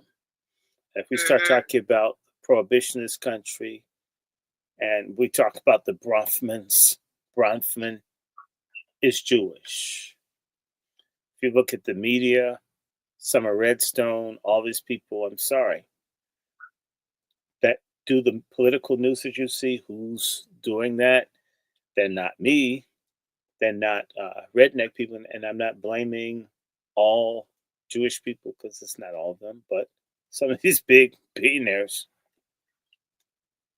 Jewish. Yeah. How? Why? I'm not saying I know. I'm not saying that they have all the money or the power. I'm only saying that they've got power and influence. And at least to a layperson, it outstrips the percentage of people that they are in the public. So if you're 3, 4, 5% of the population and you own the major networks, the Hollywood studios, if they're not Chinese owned, it does look like you got a preponderance of power. It just look when you have an American president that reverses on a dime every time someone says something. When you look at the people in the cabinet of Biden, I mean, almost everybody. I mean, if you look at who's the Treasury Secretary, almost usually it's in one specific demographic group, repeatedly, male or female. Just saying. Now, we can have a conversation about Christian Zionism because it's out there. And by the way, they're just racist. British Israelism, they all believe, well, we're the missing tribe. They also claim to be, there's another group of white folk from Europe who are claiming to be Hebrews, and they're the missing tribe. The British are the original people, and they're folks. I mean, it's all jokes. And at the same time, and their construction or misconstruction of the Bible, you guess who the Philistines are? None other than Black Americans. Go figure. All right, so we're the devil's people. We had this conversation on my channel before on the serpent seed that Black folks are the children of the devil. We're the children of Cain. The devil gangbanged Eve in the garden, and he made Black people, and we're just murderers and liars and grifters and cheaters. And we're in the way of all these wonderful, God-fearing, pale people, and we should just be destroyed in the end so there can be a heavenly kingdom in the millennium with no Black people forever and ever. Amen. We've got those people. Yes, sir. Let me ask you an urgent question. And pardon me if I was interrupted you. So I know that you had told us before in reference to the Greater Israel. You actually told everybody to Google it. It's readily available. It's readily available. I'm not saying anything that anyone. The problem with the American public is only 2% of the American public reads. Correct. And when you go to the news, the journalists don't know what the fuck they're talking about. I worked in the news for years. I used to put the script together. The people go in and they read what they're told to read. Sometimes they do a lot of reading on a story, and sometimes recap the news today. I don't know what the fuck I'm reading, but I'm here. My name is Today in the News, right? It's scripted. They don't know what the fuck's going on half the time. I'm just telling you. I know what it's like to help put together a documentary that was on PBS. These people are going to do something on Congo had never heard of Patrice Lumumba. The only reason I got the assignment was nobody white wanted to do it. I had to beg to do it because I knew. Then it was done so well, people were embarrassed. If he could do this, it's not right for us to keep him here and not let him do anything. He needs to leave. Not let's let him do. Get his ass out of here because he's capable. He might sue us one day for not letting him do what he's capable of doing. Imagine that. Anyway, that's television for you. There's so much racism in American news. It's so bad the way people get treated and spoken to. It's shameful. It's shameful. And all I can not only the news, social media platforms. I mean, it's worse. All of it is trash. So let me ask you guys a question: Are we delaying the inevitable? No, God's in control. Now, yes, this is where we got to go. Bibi Netanyahu's a piece of trash. He's been saying that there's this bomb. He's gotten rid of everybody that he can't stand now that Bashir al-Assad is gone. Yes. So you got rid of the guy in Syria. You shut down Hezbollah. You killed Nasrallah. You bought off, the guy's name is al-Sisi. he's the head of Egypt. He's a dictator. His people hate him. You got the guy by the balls in Jordan who's half British and half Arab, right? Yes. King Abdullah with his Palestinian wife who, he probably married her just to keep the people from rebelling. Sort of like black folks are clout chasers. If someone's screwing someone black, we feel safe even if we're being lynched. We're really stupid. Damn, we're stupid. I mean, make it way to put it. Really, really hard for me not to get why white supremacists don't think they couldn't take us all out. We really aren't the kind of people that instill like fear. They're going to rise up one day and we're going to pay for all the shit we've been doing for 400 years. They look at black. we can kill all of them off. They'll never stand up. They hate themselves too much. Look at them. Let's put some guns in the neighborhood. Watch them shoot each other. I'm a cop that makes little kids give me blowjobs in the playground and nobody will touch me. Damn. That's our reality. Damn, we're sorry. It's sad. It's sad, niggas. It's sad. Anyway, back to Bibi Netanyahu. Remember, he used to spend the night in Donald Trump's son-in-law's bedroom.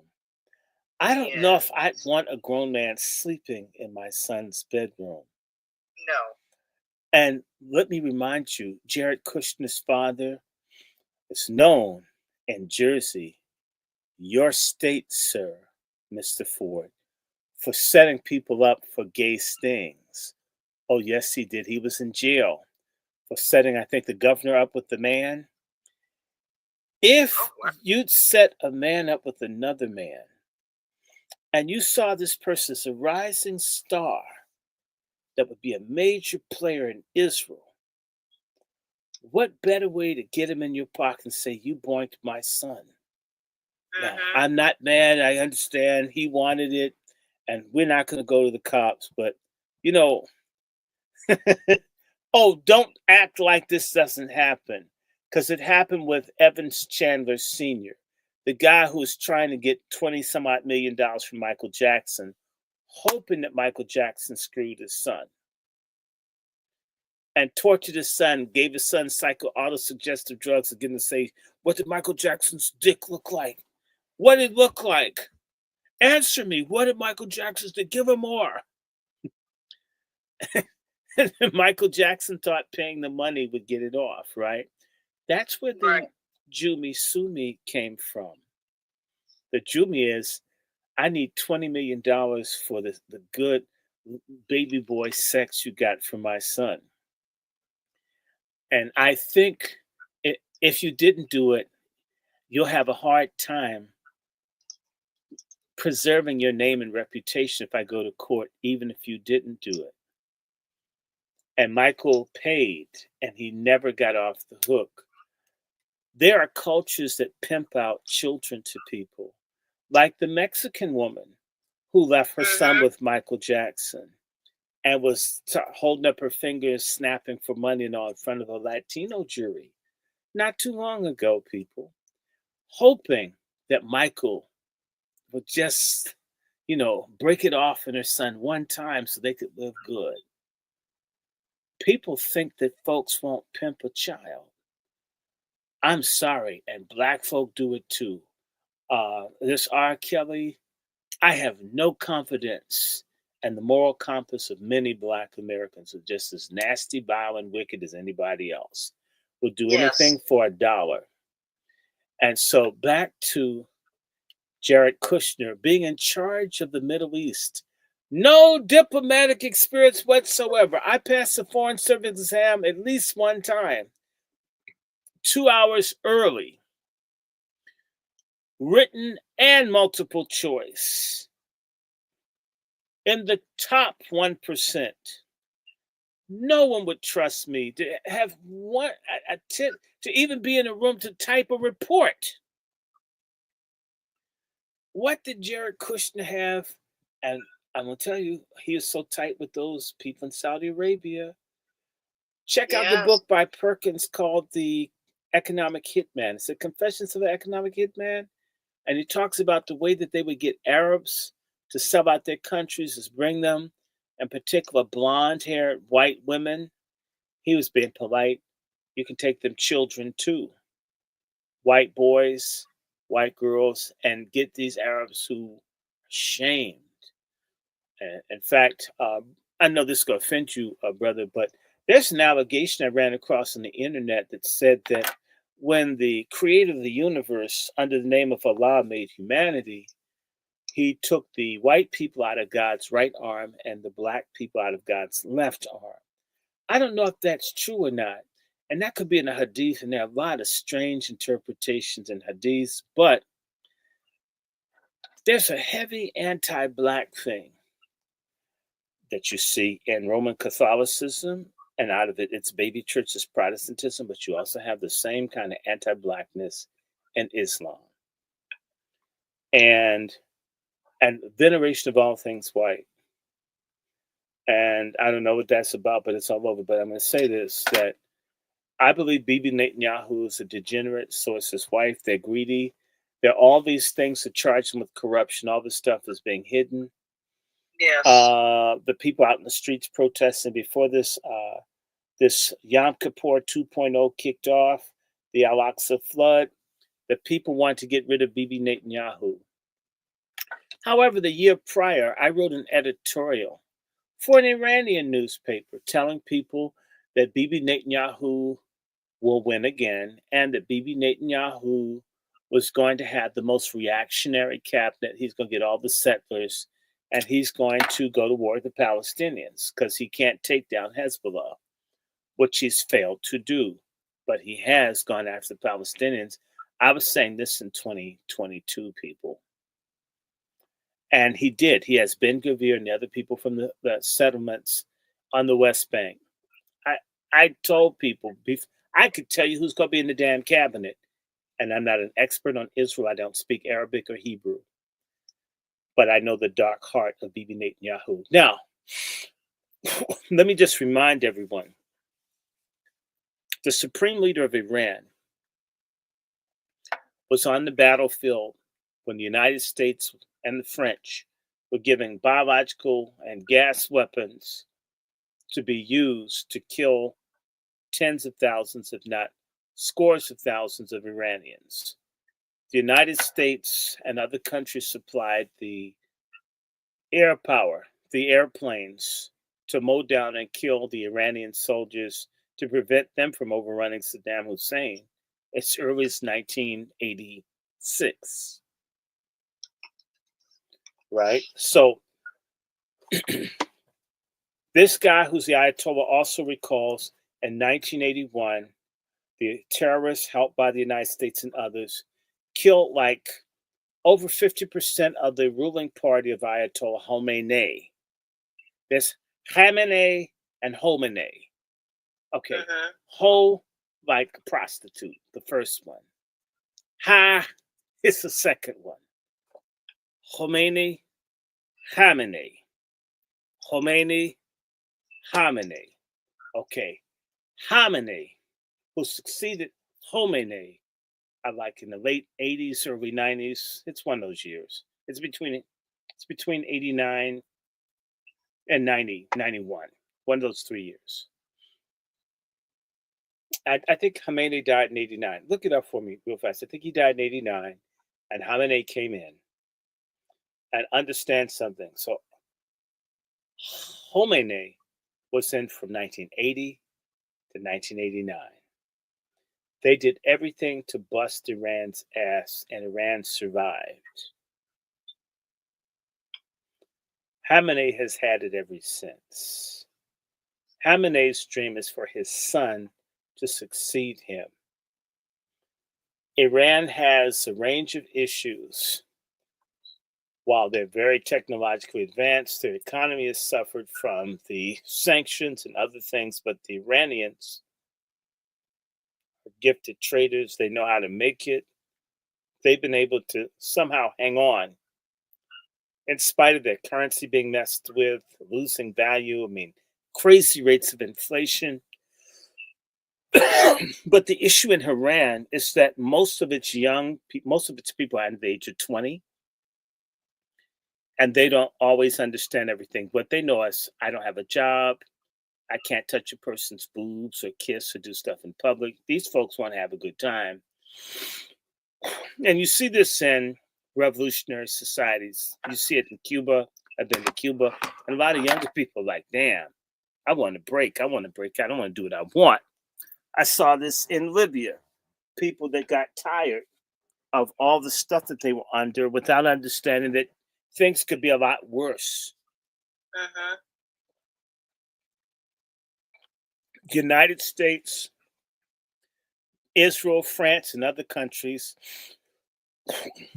have nightmares about Iran. They want the Shah or something like that back. But remember, Ayatollah Khomeini got help from the United States. They did not think that these Islamists would be as slick as they were to get power. And at the same time, and this trend is throughout the Middle East, the British, Americans, and the French, but in particular the Americans and the British, have preferred to exalt Islamic religious leadership versus having Arab socialist regimes. They didn't like Nasser, right? They didn't like Saddam. They didn't like Assad. They don't like the people that were in Aden, part of Yemen. There used to be Aden, Yemen. Just take my word for it. Arab nationalist socialism frightens them.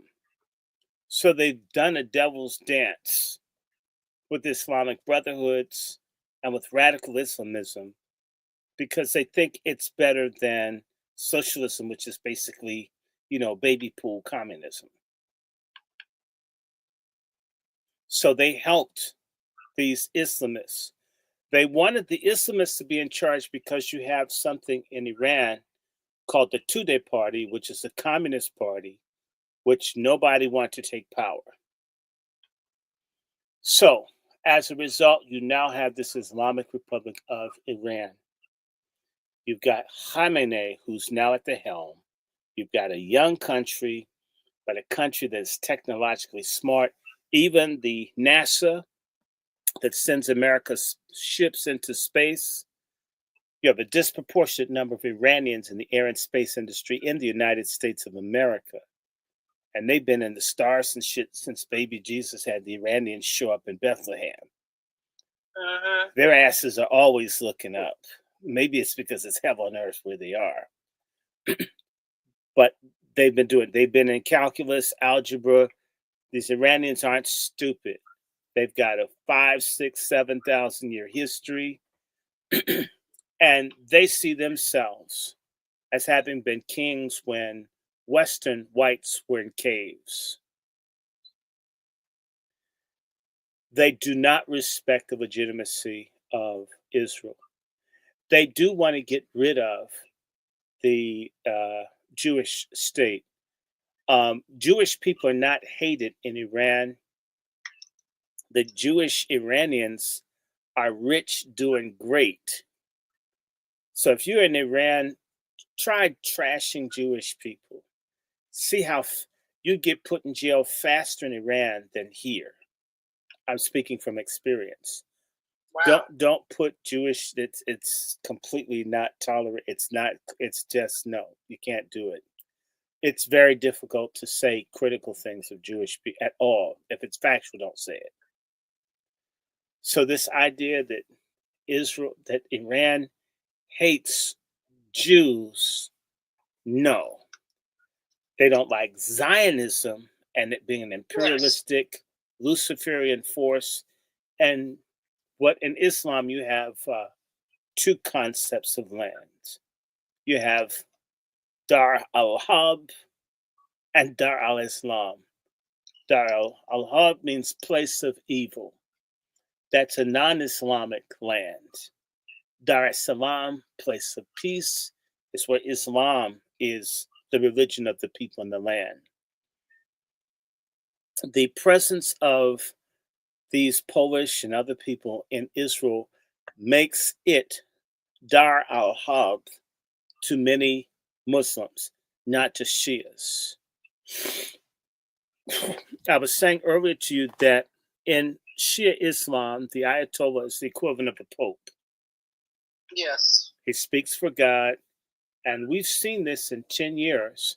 If you recall, when ISIS and the Islamic Caliphate and all this bullshit was going on, Ali Baghdadi and all these people doing this bullshit in Syria.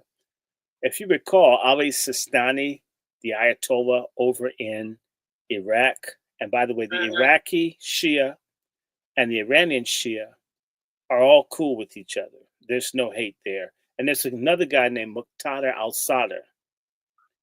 To show you how strong the Shia are in Iraq, even with the American soldiers on the ground, Muqtada al-Sadr just told his people, go hog wild. And those folks took over the country with almost no shots being fired. There are that many of them that don't give a fuck about dying. When the Islamic Caliphate looked like they were going to take over Iraq, this guy says, I need 2 million people to go out and kill these people. They got 3 million. Like in a day or two. They never recovered. Yes, America and Russia bombed the people. All that shit's true. But they got 3 million people in like days. Just kill them in God's name. Everybody, okay, yes, sir. People got their jobs. We're going to go kill these people. Because he said, do you realize if you kill Ayatollah Khomeini, Donald Trump, and others, if his son became the Ayatollah, whatever, and it says we need an 8 million man army, or 6 million man, since Jews like number 6 so much, we have a 6 million man army to run those people out. I want someone out here to tell me that they can't get 6. I can assure you they probably can get 12. Who's going to fight that many people? That's true. And I want to say to you, don't know as much about Shia, but let me just give you some numbers. Maybe 15, 20% of people in Saudi Arabia and all the oil-rich areas of Saudi Arabia are Shia. Depending on who's giving you the number, you'll see a number as high as 45% of the people in oil-rich Kuwait are Shia. 65% or more of the people in oil-rich Iraq are Shia. About 20% of the people in Afghanistan are Shia. About 20% of the people in Pakistan are Shia. Pakistan's population is like 280 million people. So 10% would be 28 million. So 28 million, it's like 56 million Shia in Pakistan. They work with me. India's got about 100 to 200 million Shia. That's a lot of people. A lot of people who are near sensitive areas to fuck up American foreign interests who don't care. And like I said to you, martyrdom. Martyrdom is like drinking a glass of water for Shia. I'm going to have some water. And they make their own guns and stuff. And we haven't even dealt with the fact that there are billions and billions of dollars of arms sitting in Afghanistan that they could just donate for general principle, for revenge for what America's done in Afghanistan. And I'm saying, damn. Now, so like I said, they could put 2-3 million men in the field from just Iraq alone. and I need to remind people, there are 92 or more million Iranians, not to mention that Iran has a significant number of refugees within its border, maybe 3-4 million. It's around about 95 million, 95 to 100 million people in Iran. Sure. Let me ask you real quick. I understand the plan for the Greater Israel. Let me ask you, if they continue with what's going on, they eventually have a war. No, we have a war. Doesn't a destabilization make it worse? Israel can't destabilize anymore. Okay. If they destabilize Egypt, they're in trouble. So they're going to have to work with Egypt as it is. If they destabilize Jordan, by the way, Jordan is like 85, 90% Palestinian. Yes. If you they can't. The only thing left to destabilize is Iran. And frankly, Americans who question what Israel does.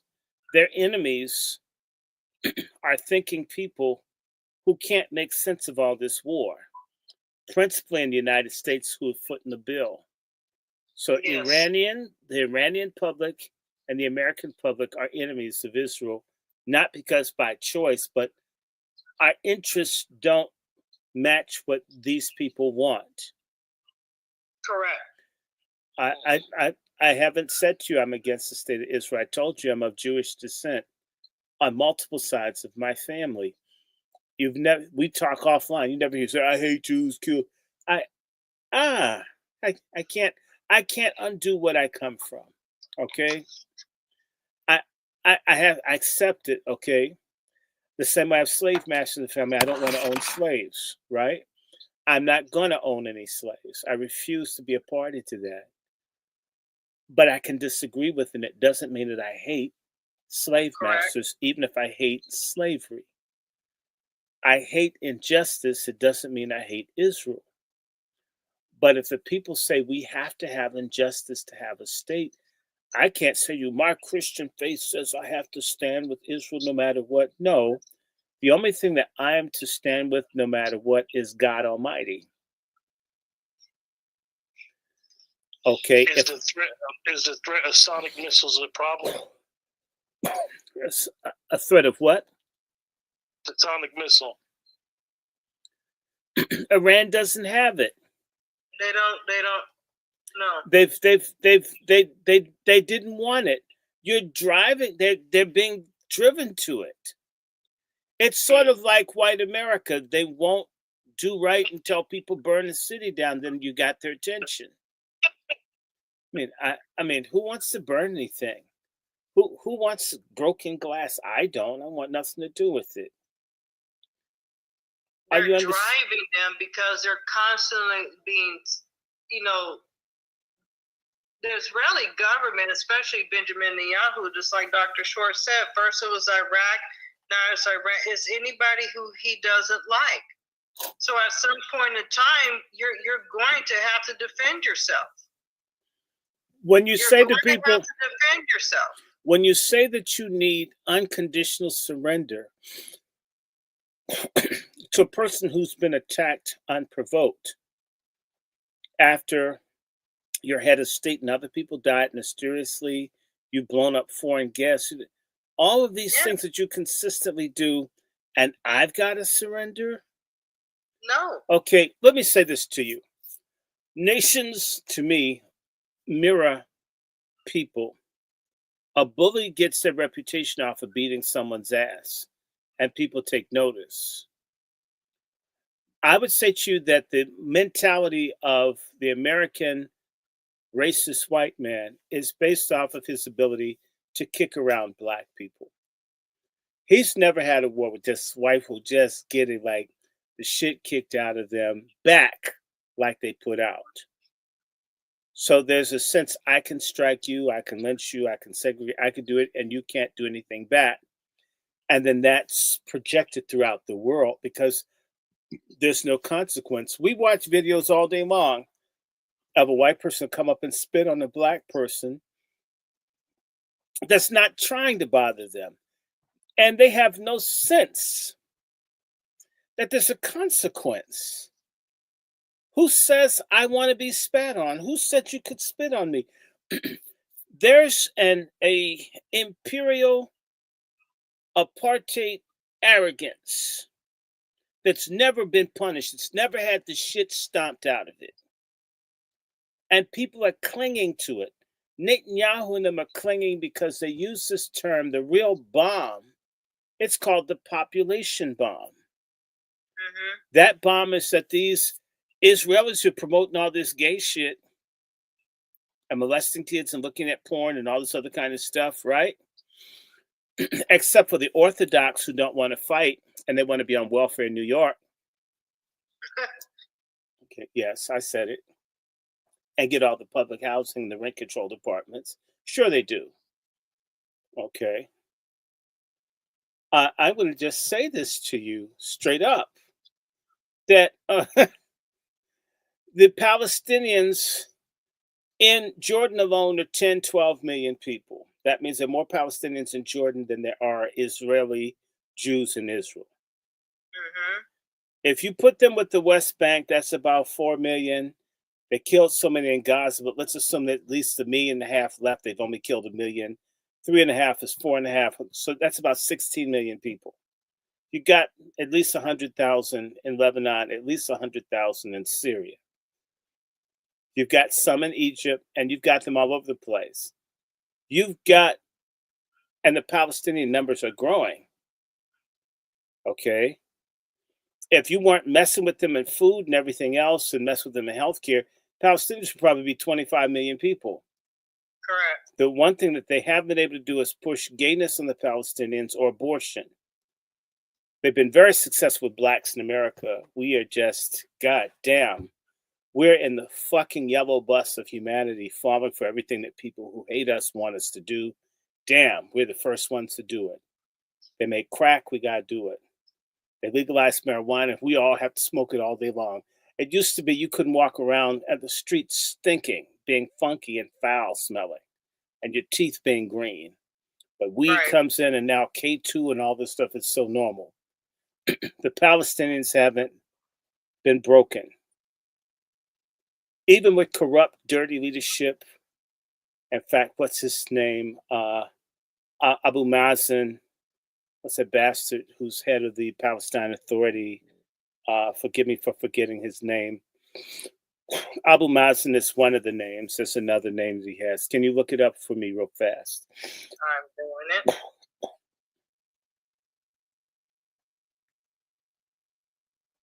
There's another name he goes by, and I was talking about him. He's got to be close to 90 years old. He's wicked. He's evil. He hates his own people. I've watched him ask for weapons to kill Palestinians. Mahmoud Abbas. Mahmoud, yeah. Okay, yes, I know his name. Just forgive me, but Abu Mazen is another name for him. Any Palestinian would know who I was talking about. He's a piece of shit. A lot of Palestinians are like Jesse Jackson, Al Sharpton. They don't have real leadership. And that's the other threat that Iran has. There are a lot of Iranians who worship Western Europe and America. They listen to the BBC and Agence France and CNN, and they don't really know the downside to American life or to British life. They just know that they're not happy with stuff in Iran. That's a threat to them, as well as the mass Christian conversion. Iran has the fastest growing Christian population on the planet, which says that people don't feel a lot of hope with the current government that's too repressive, and you can't give people bread and water, but they've got to have a damn headscarf on. Right. Can you imagine not providing Kotex, but making a penalty to have bloodstains in your clothes? You know, damn it. I mean, if you dealt with one thing, you may not have the other problem. So Israel is as afraid as Bibi wants him to be. Bibi is a crook. He's been protected by crooked American Christians, crooked American Jews, crooked compromise Muslims who get paid, who are part of the system. This would never happen. This could never go on without the term in Arabic is hawaja. Hawaja is like a sellout sand nigger. Hawaja, that's the word.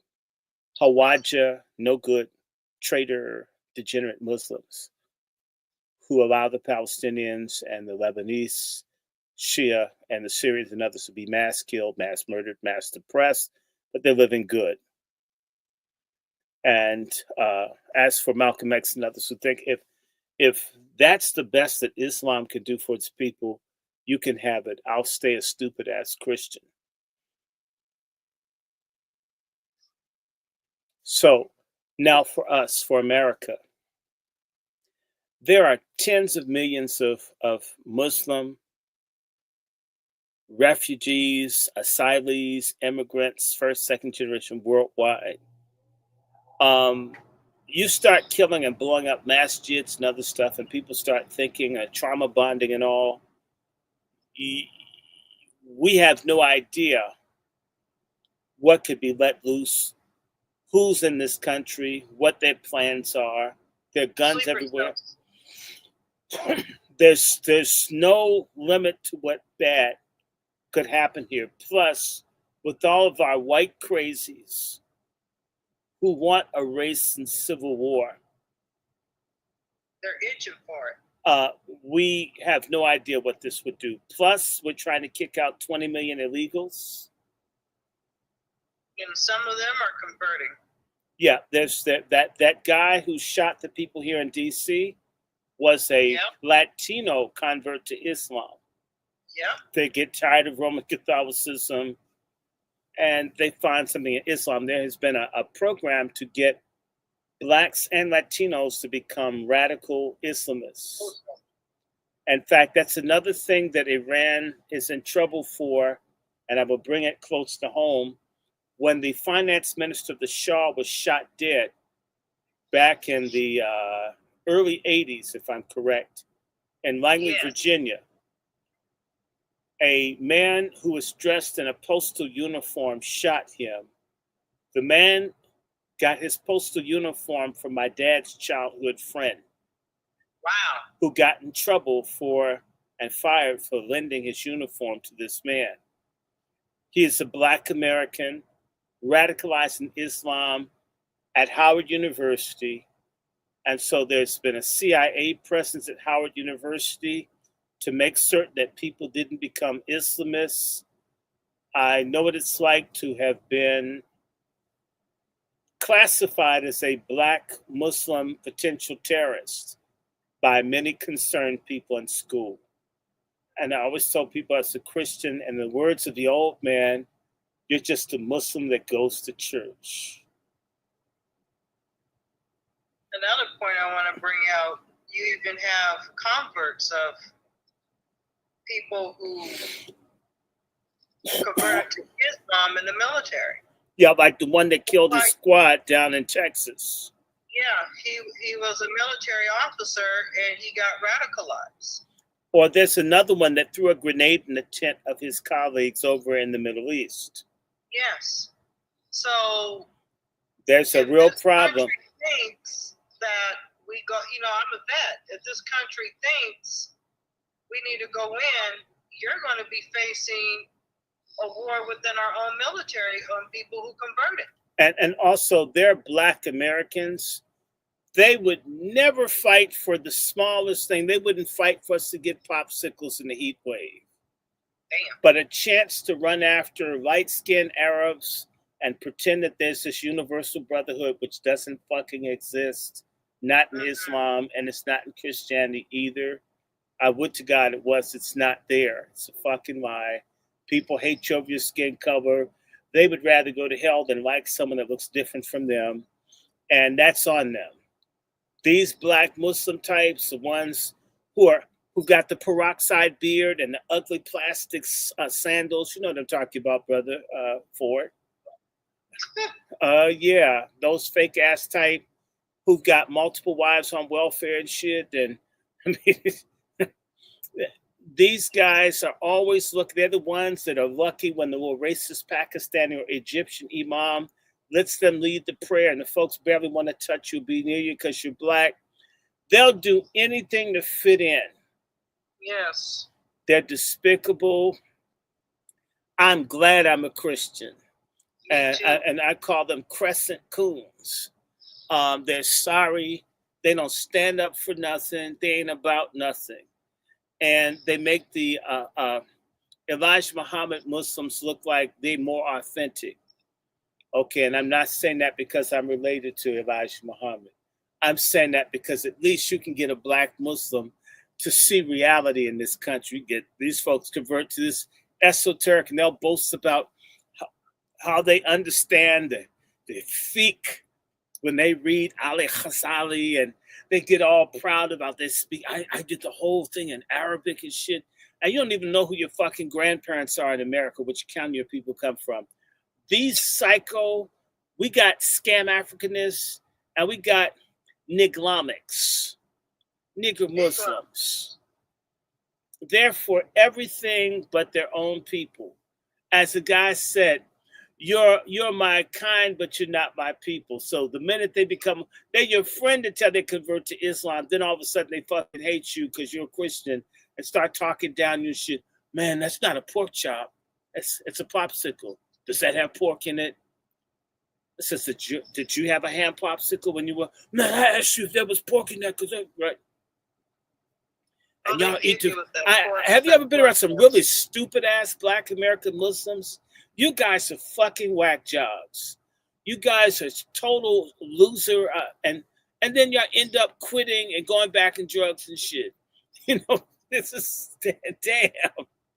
I'm not saying I've met people that can keep it clean as Muslims. Okay, God help them. But I'm talking about the fake ass ones. You know, like you got like 50 felonies. Well, hell, let me become a Muslim. Then I can hide being fucked up behind this other religion and talk all this stuff and preach all this stuff that they're not living in shit. Then you got the Hebrew Israelites. It's the same damn people. Yes, they rotate. Look, it's a revolving door between sorry, fucked up black men who haven't gotten their shit together, and you run off and you get different identities, and pretty soon niggas are gonna get into UFOs and shit. I'm just waiting. I'm waiting. I have no confidence. I don't. I have no confidence. I wish they would come and get a lot of them. Yeah, I mean, but no, I wish they would. Take them, all of them. And you even meet these people. You meet the Islamic sisters, and I like being Muslim. When my body's covered, men don't know how big I am. I get more attention because I'm covered. I mean, you're still a hole. You got a big ass tattoo under your arm. I mean, under the shoulder you got on. I mean, come on, guys. Now, I have a question. Do you think, because I saw people talking about this, you know, the Shah's son that's still alive, I forget his name. Well, we should all forget his name because he's not going to get that shit back. Well, do you think that's what they're trying to do to get Of course they'd like to put him back. He belongs to the CIA. He's their employee. And they have a bunch of Iranian money. They've got billions and billions of dollars. They'll put that in. They'll make, the minute he goes back, they'll make the economy blow up there. See, if you just get rid of the mullahs, just go back to watching porn and having discos and having gay cinemas and shit. Go back to that and everything will be okay. By the way, you know that people do that. They travel the world and get mad. I'm sure you can go on in front of the little people. They're degenerates. They're gays that travel to find places that gay people don't get to do whatever they want. And then they report to the State Department and try to create trouble. You can't suck a dick in downtown Lima, Peru. I think that's outrageous. I should be able to suck a dick wherever I want to. It's mine. I paid for it, right? You know what? There should be, right? They travel the world looking for trouble and to push the envelope and to bully these other countries and run back. In fact, these organizations are funded, I hate to say it, by a lot of Reformed Jewish congregations. All this transgenderism, yes, you guys are doing this stuff. Okay, the same thing happened in Weimar, Germany.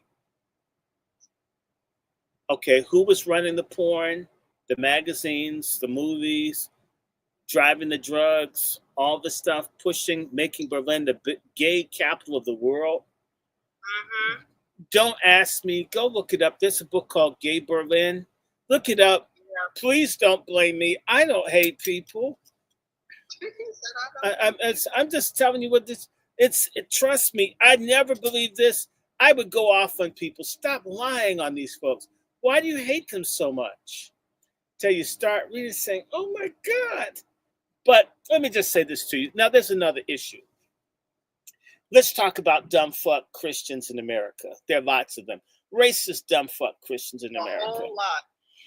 They don't know a damn thing about Judaism, and they don't care to know. As long as they think white people are taking something from someone that's not white, it's got to be God's will. That includes sex, money, resources, land. If you're taking it from someone black, it's got to be God's will, whether it's South Africa or the South Pole. Take it because, land is ours to conquest, subjugate the earth.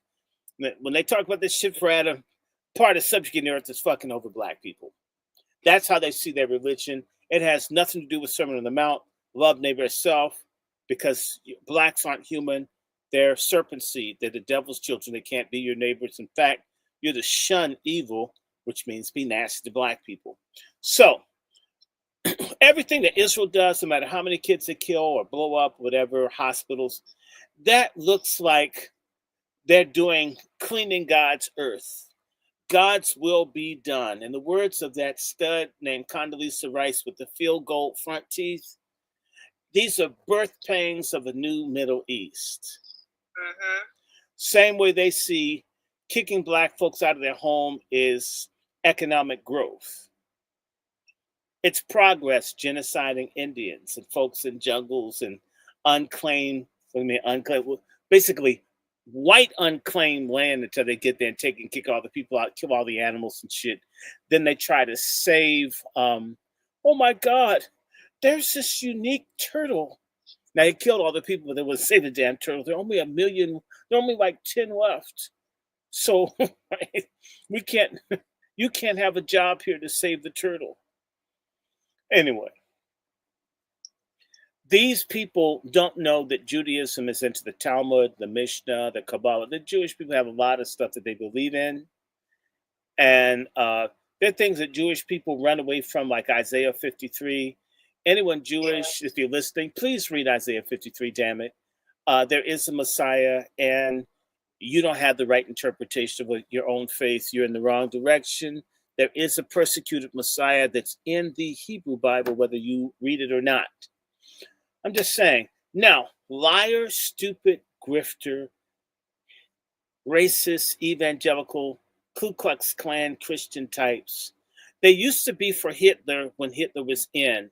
Now that Hitler's out, these people have switched horses to another racist religious movement called Zionism. Zionism is like a political civic movement among all kinds of people. Did you know there are Hindu Zionists? There are people who are Hindus who absolutely hate Islam. So when Israel's killing Muslims, Hindus love it because they hate Muslims. Okay, and they don't like dark-skinned people. So there are different people with religious perspectives, political. They've got eschatology. These evangelicals say, look, we've got to get all of these Jews back in Israel so they can kill and fuck with enough Arabs so we can have World War III so Jesus Christ can come back and save us. And we're going to give Israel every bomb. Eventually, they're going to do something to provoke these Arabs to say we can't take any more shit. And then they'll come out to fuck with the Jews. And Jesus will come out and do Armageddon and just fuck up all the Muslims, just kill all their little rag-headed asses. And we'll get to go to heaven in the rapture and watch all the people kill each other. Yay! And again, another death-defying escape of the white crooked element that gets away with the crime of ripping off the planet for 500 years, and they still get to go to heaven. I mean, that's a hell of a science fiction idea.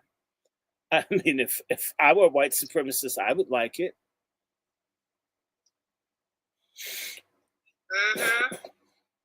Imagine, and you get to go to heaven. You enslave people, you kill them, you rape them, you take all this stuff from them.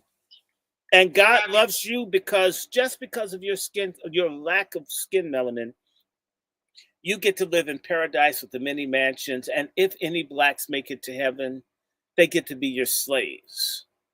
So, I mean, that's a great have. You haven't heard the people down south, well, we'll come over to your side of heaven to see you sing.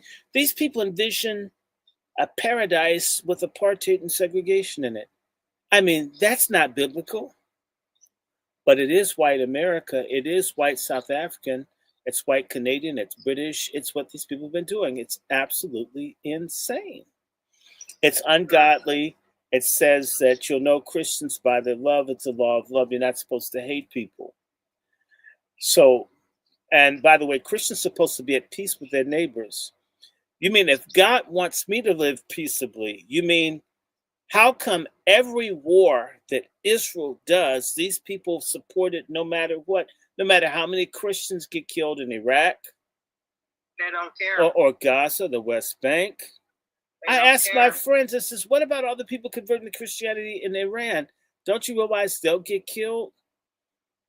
They don't care. They'll say it's God's will. This is interesting. It's always God's will when it's non-white people getting killed. But it's never God's will for there to be justice or fairness or clean drinking water or access to jobs or healthcare when you're not white, especially if you're black. All of a sudden, God is against you getting anything. You can get it in heaven, but you can't get it on earth. But if you're white, you can have that stuff now and more abundantly now, even though the Bible doesn't teach that. And you have all these little racist ass people like that nasty jack-o'-lantern looking Kenneth Copeland. Oh, God, yeah. All of these people that are false teachers that are rich who get money from Israel. That's how they get on television. Christianity has been hijacked, going back to Schofield and coming forward. These people realize that these racist, white supremacist people who think they're Christians, apostate racist Christian or white Christians, would be useful idiots for the project for Zionists who believe in Golem, which means basically a Jewish zombie.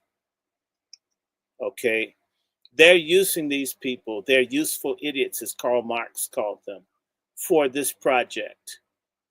A lot of people think that's Christianity, but it's not. But then you got these coon pastor Republicans. Oh yeah, and then we got trash black people.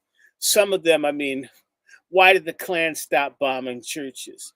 I mean, wish they would hit up some of these no good black pastors.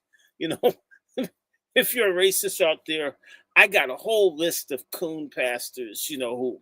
I mean, just burn a little cross. I mean, even if it's like popsicle sticks, just symbolically burn a cross in the yard, please. just remind them. The Bible and everything else, and I'm like, wait a dang on minute. Wait a minute. You don't know the difference between the state, the current state of Israel versus the Israel in the Bible? And you call yourself a pastor? Yeah. Now I want to respond. Not listening to you. I want to respond to this. There's someone that's saying to me, I'm white and my family has struggled since before my birth. Our whiteness has had none of the benefits that you speak of.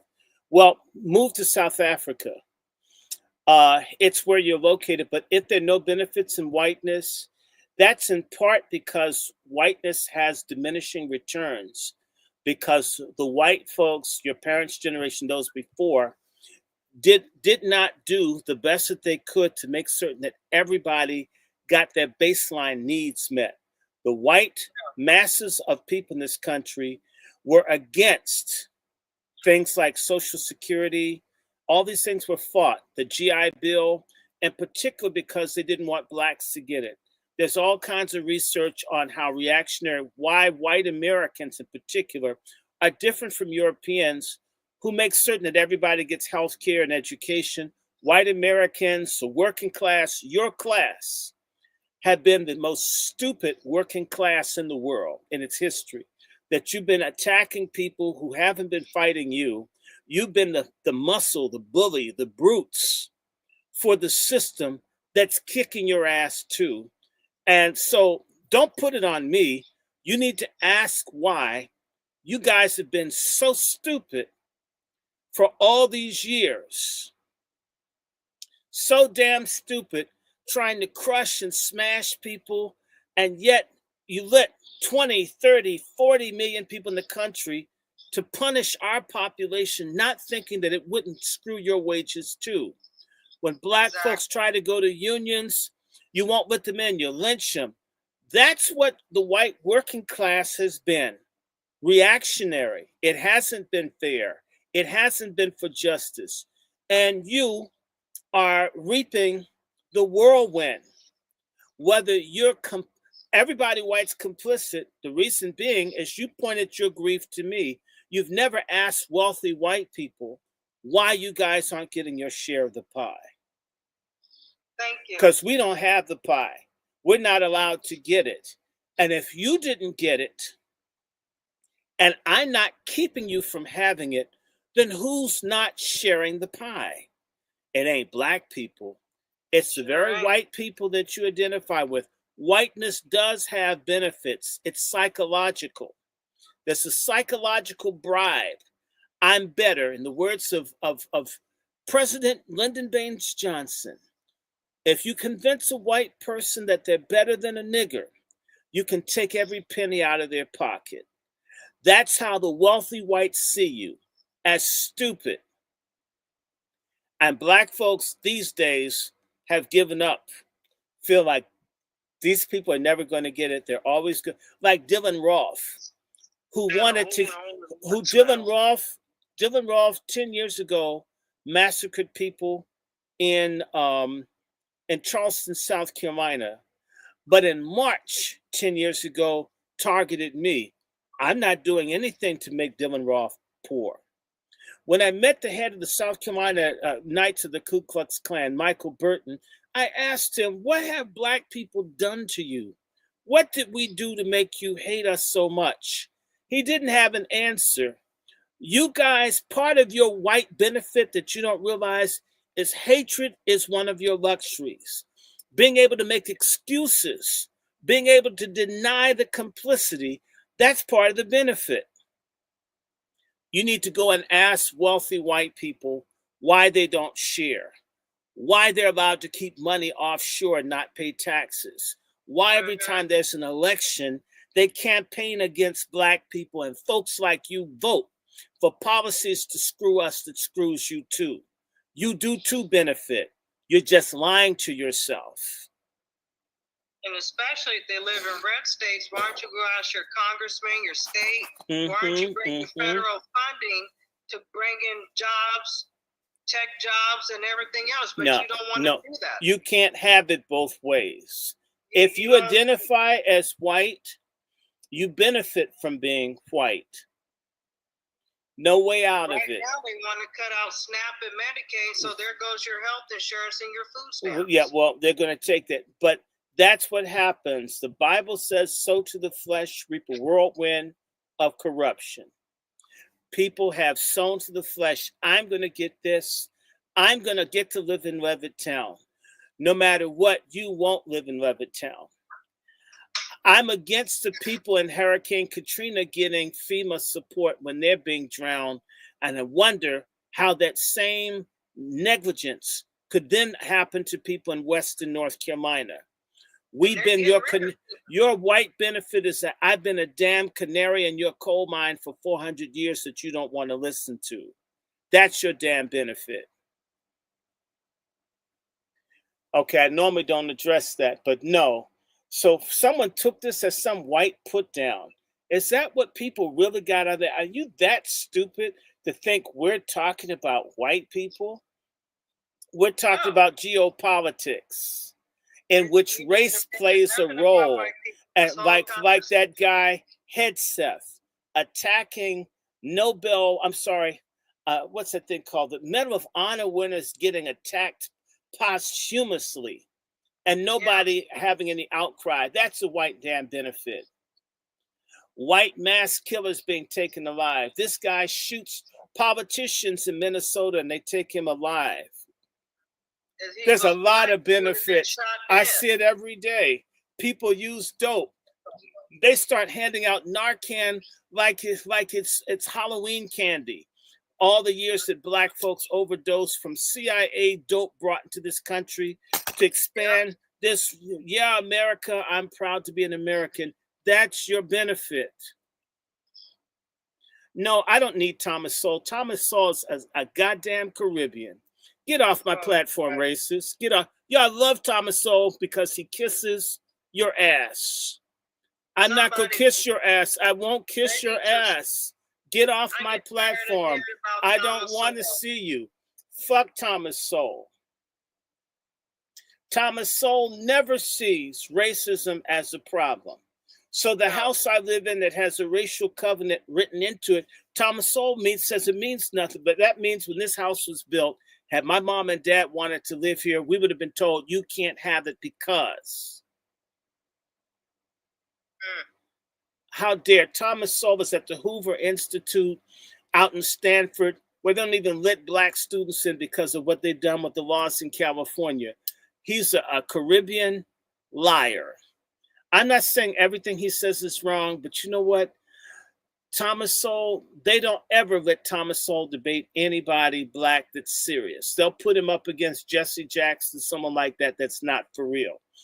Ask Thomas Sowell, why in the hell are reparations good enough for white people, for the Homestead Act, for the Japanese, and for other people to be repaired? For white people who got screwed in Iran, that they sued and they've given all this money for Iran, they get repaired, but we can't.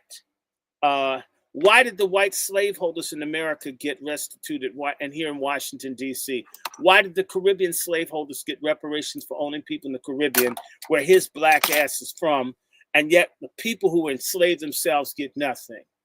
Fuck Thomas Sowell. I mean that. Don't ever come to me with that man's name. Not because I don't read Thomas Sowell, but because it's always the victim of racism and imperialism's fault. It's never the people that are the winners. And Thomas Sowell is paid by rich, crooked-ass white people to fuck people like you, and you think I'm the one that's crazy. You're out of your damn mind. And you know what? I see why 80%, somewhere between 60 to 80% of the psychotropic drugs in this world are used by white Americans because you guys are crazy. You're sick. You're sick. You can't face reality. You're suckers. You've been cuckolded over your skin color. And you don't like anybody to tell you anything. You brought all these illegals over here. Now they burning your flag. They'll be burning your homes one day. You'll miss our black asses. I need to stop here, man. They sure will. They live in a cognitive dissonant bubble. No, they live in a bubble where nobody can say anything to me. No, look. There's cognitive dissonance. Yeah, well, the point is that you're a dying population because you don't reproduce. You expect your population to grow. You guys don't even want to make children anymore. And your kids are being transgender. You guys, get out of my face. I don't have these things to have an interracial conversation. I'm not interested. You got all of that. You got Tom. You got Rogan. You got all of those white platforms. You got Fucker Carlson. You got all those people that you can listen to who can blow smoke up your blank asses or your pale asses. I'm not doing that. I'm not interested in a dialogue with you. This is a dialogue with my own. Your ass eavesdrop. If your feelings got hurt, great. That's a white benefit too, when you don't mind your damn business. Sister, mind our damn business. All this yeah, I don't go on white websites trying to listen to and hear what We already know. Go back to Africa. We hate you. You're subhuman. We're used to it. Take your ass somewhere. Talk to each other.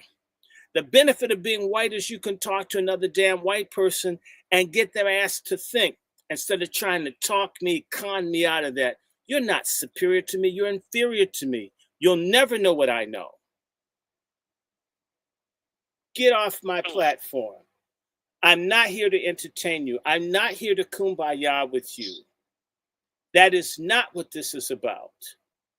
This is about our people being asked to die in a stupid war when we can't get benefits for our veterans, when our seniors are being put out, when people are being told to make it on $5 or $10 a month in SNAP, and these people get thousands, and it didn't bother you because you dumped these fuckers in our area until they started killing your asses driving drunk with the CDLs and all the corruption that you've allowed because it kept us out of shit. It's a white benefit to walk around and pretend you're a victim when you walk with the majority and you benefit whether you like it or not.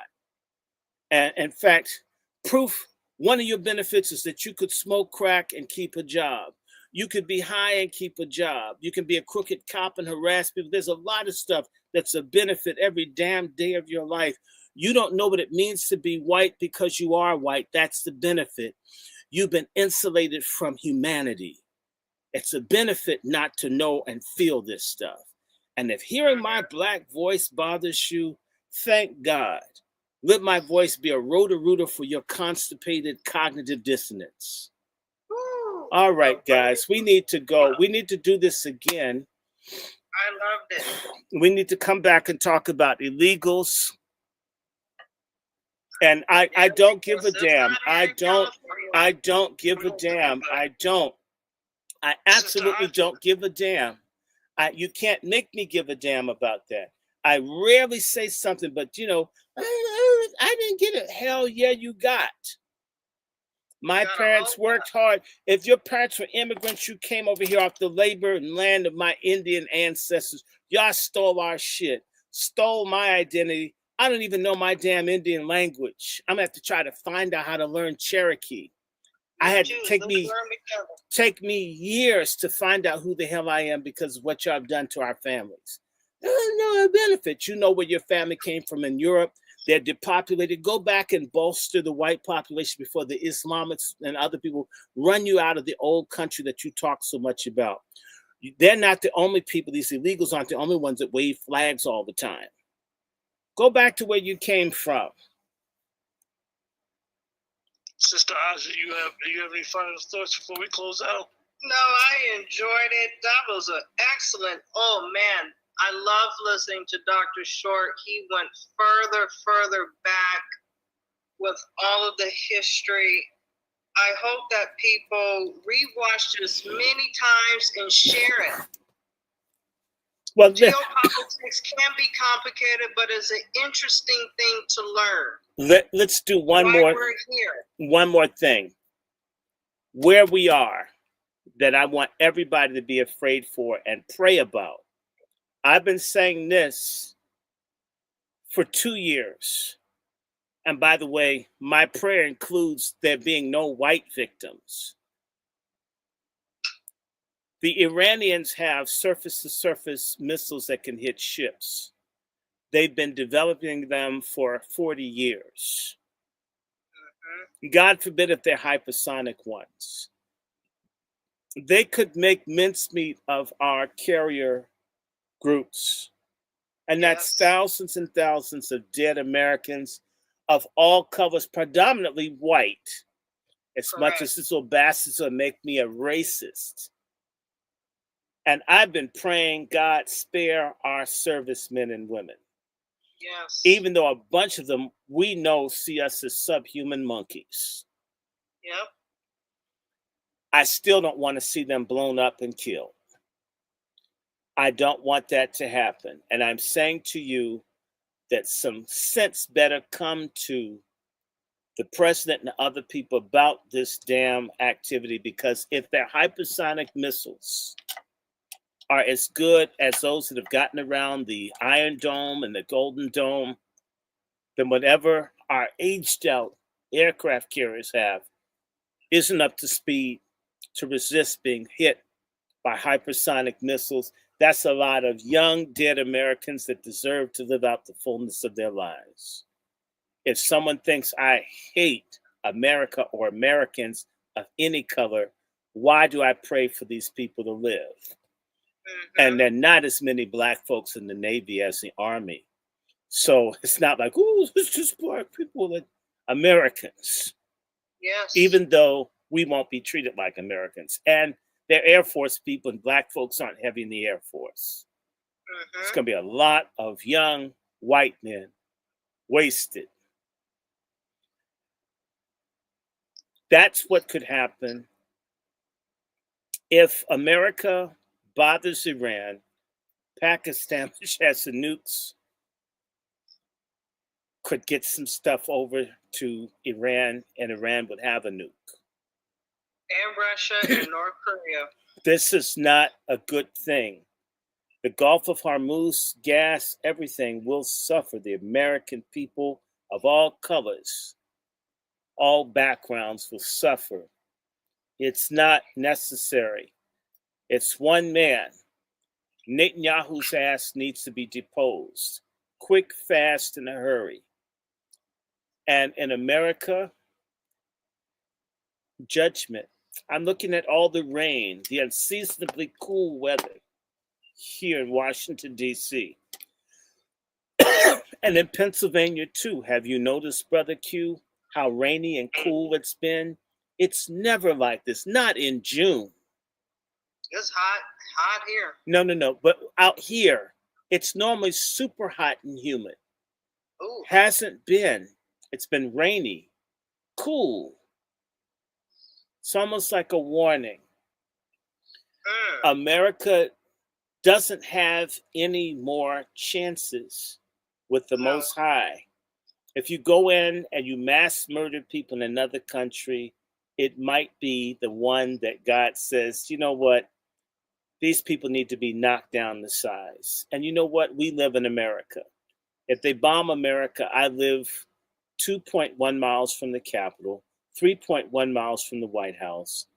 I'll burn up and be, a reactive set of ashes. I don't want nukes. I've always understood if there's a war, living in D.C., you're dead. I take it very seriously. Diplomacy was working. Diplomacy got undermined by a person named Netanyahu or Satanyahu, who doesn't want peace. This is Dr. Randy Short. Hit up the Cash App at Dr. Randy Short, $ Dr. Randy Short. Dr. Randy Short is a Cash App. DrRandyShort is a Zelle. The DrRandyShort at gmail.com is the Zelle and the PayPal. DrRandyShort at gmail.com is the Zelle and the PayPal. Why do I want donations? Because I buy books. I've got at least, I've got about $300 or $400 worth of books I need to get in the next month and a half.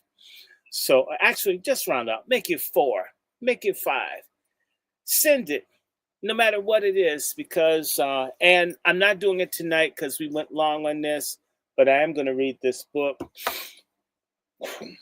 I've got to go and help my mother get her car registered tomorrow. And we can have another one. We can do a part 2. And so this was nice to do this, and we can get other people. Brother Q, thank you for staying up. I know thank you so much. I can see him doubling over, snoring and everything. I don't want you to lose your white job. And my white Jesus says good night to everybody. White Jesus says good night to everybody. Take care. See you guys next do time. a part 2.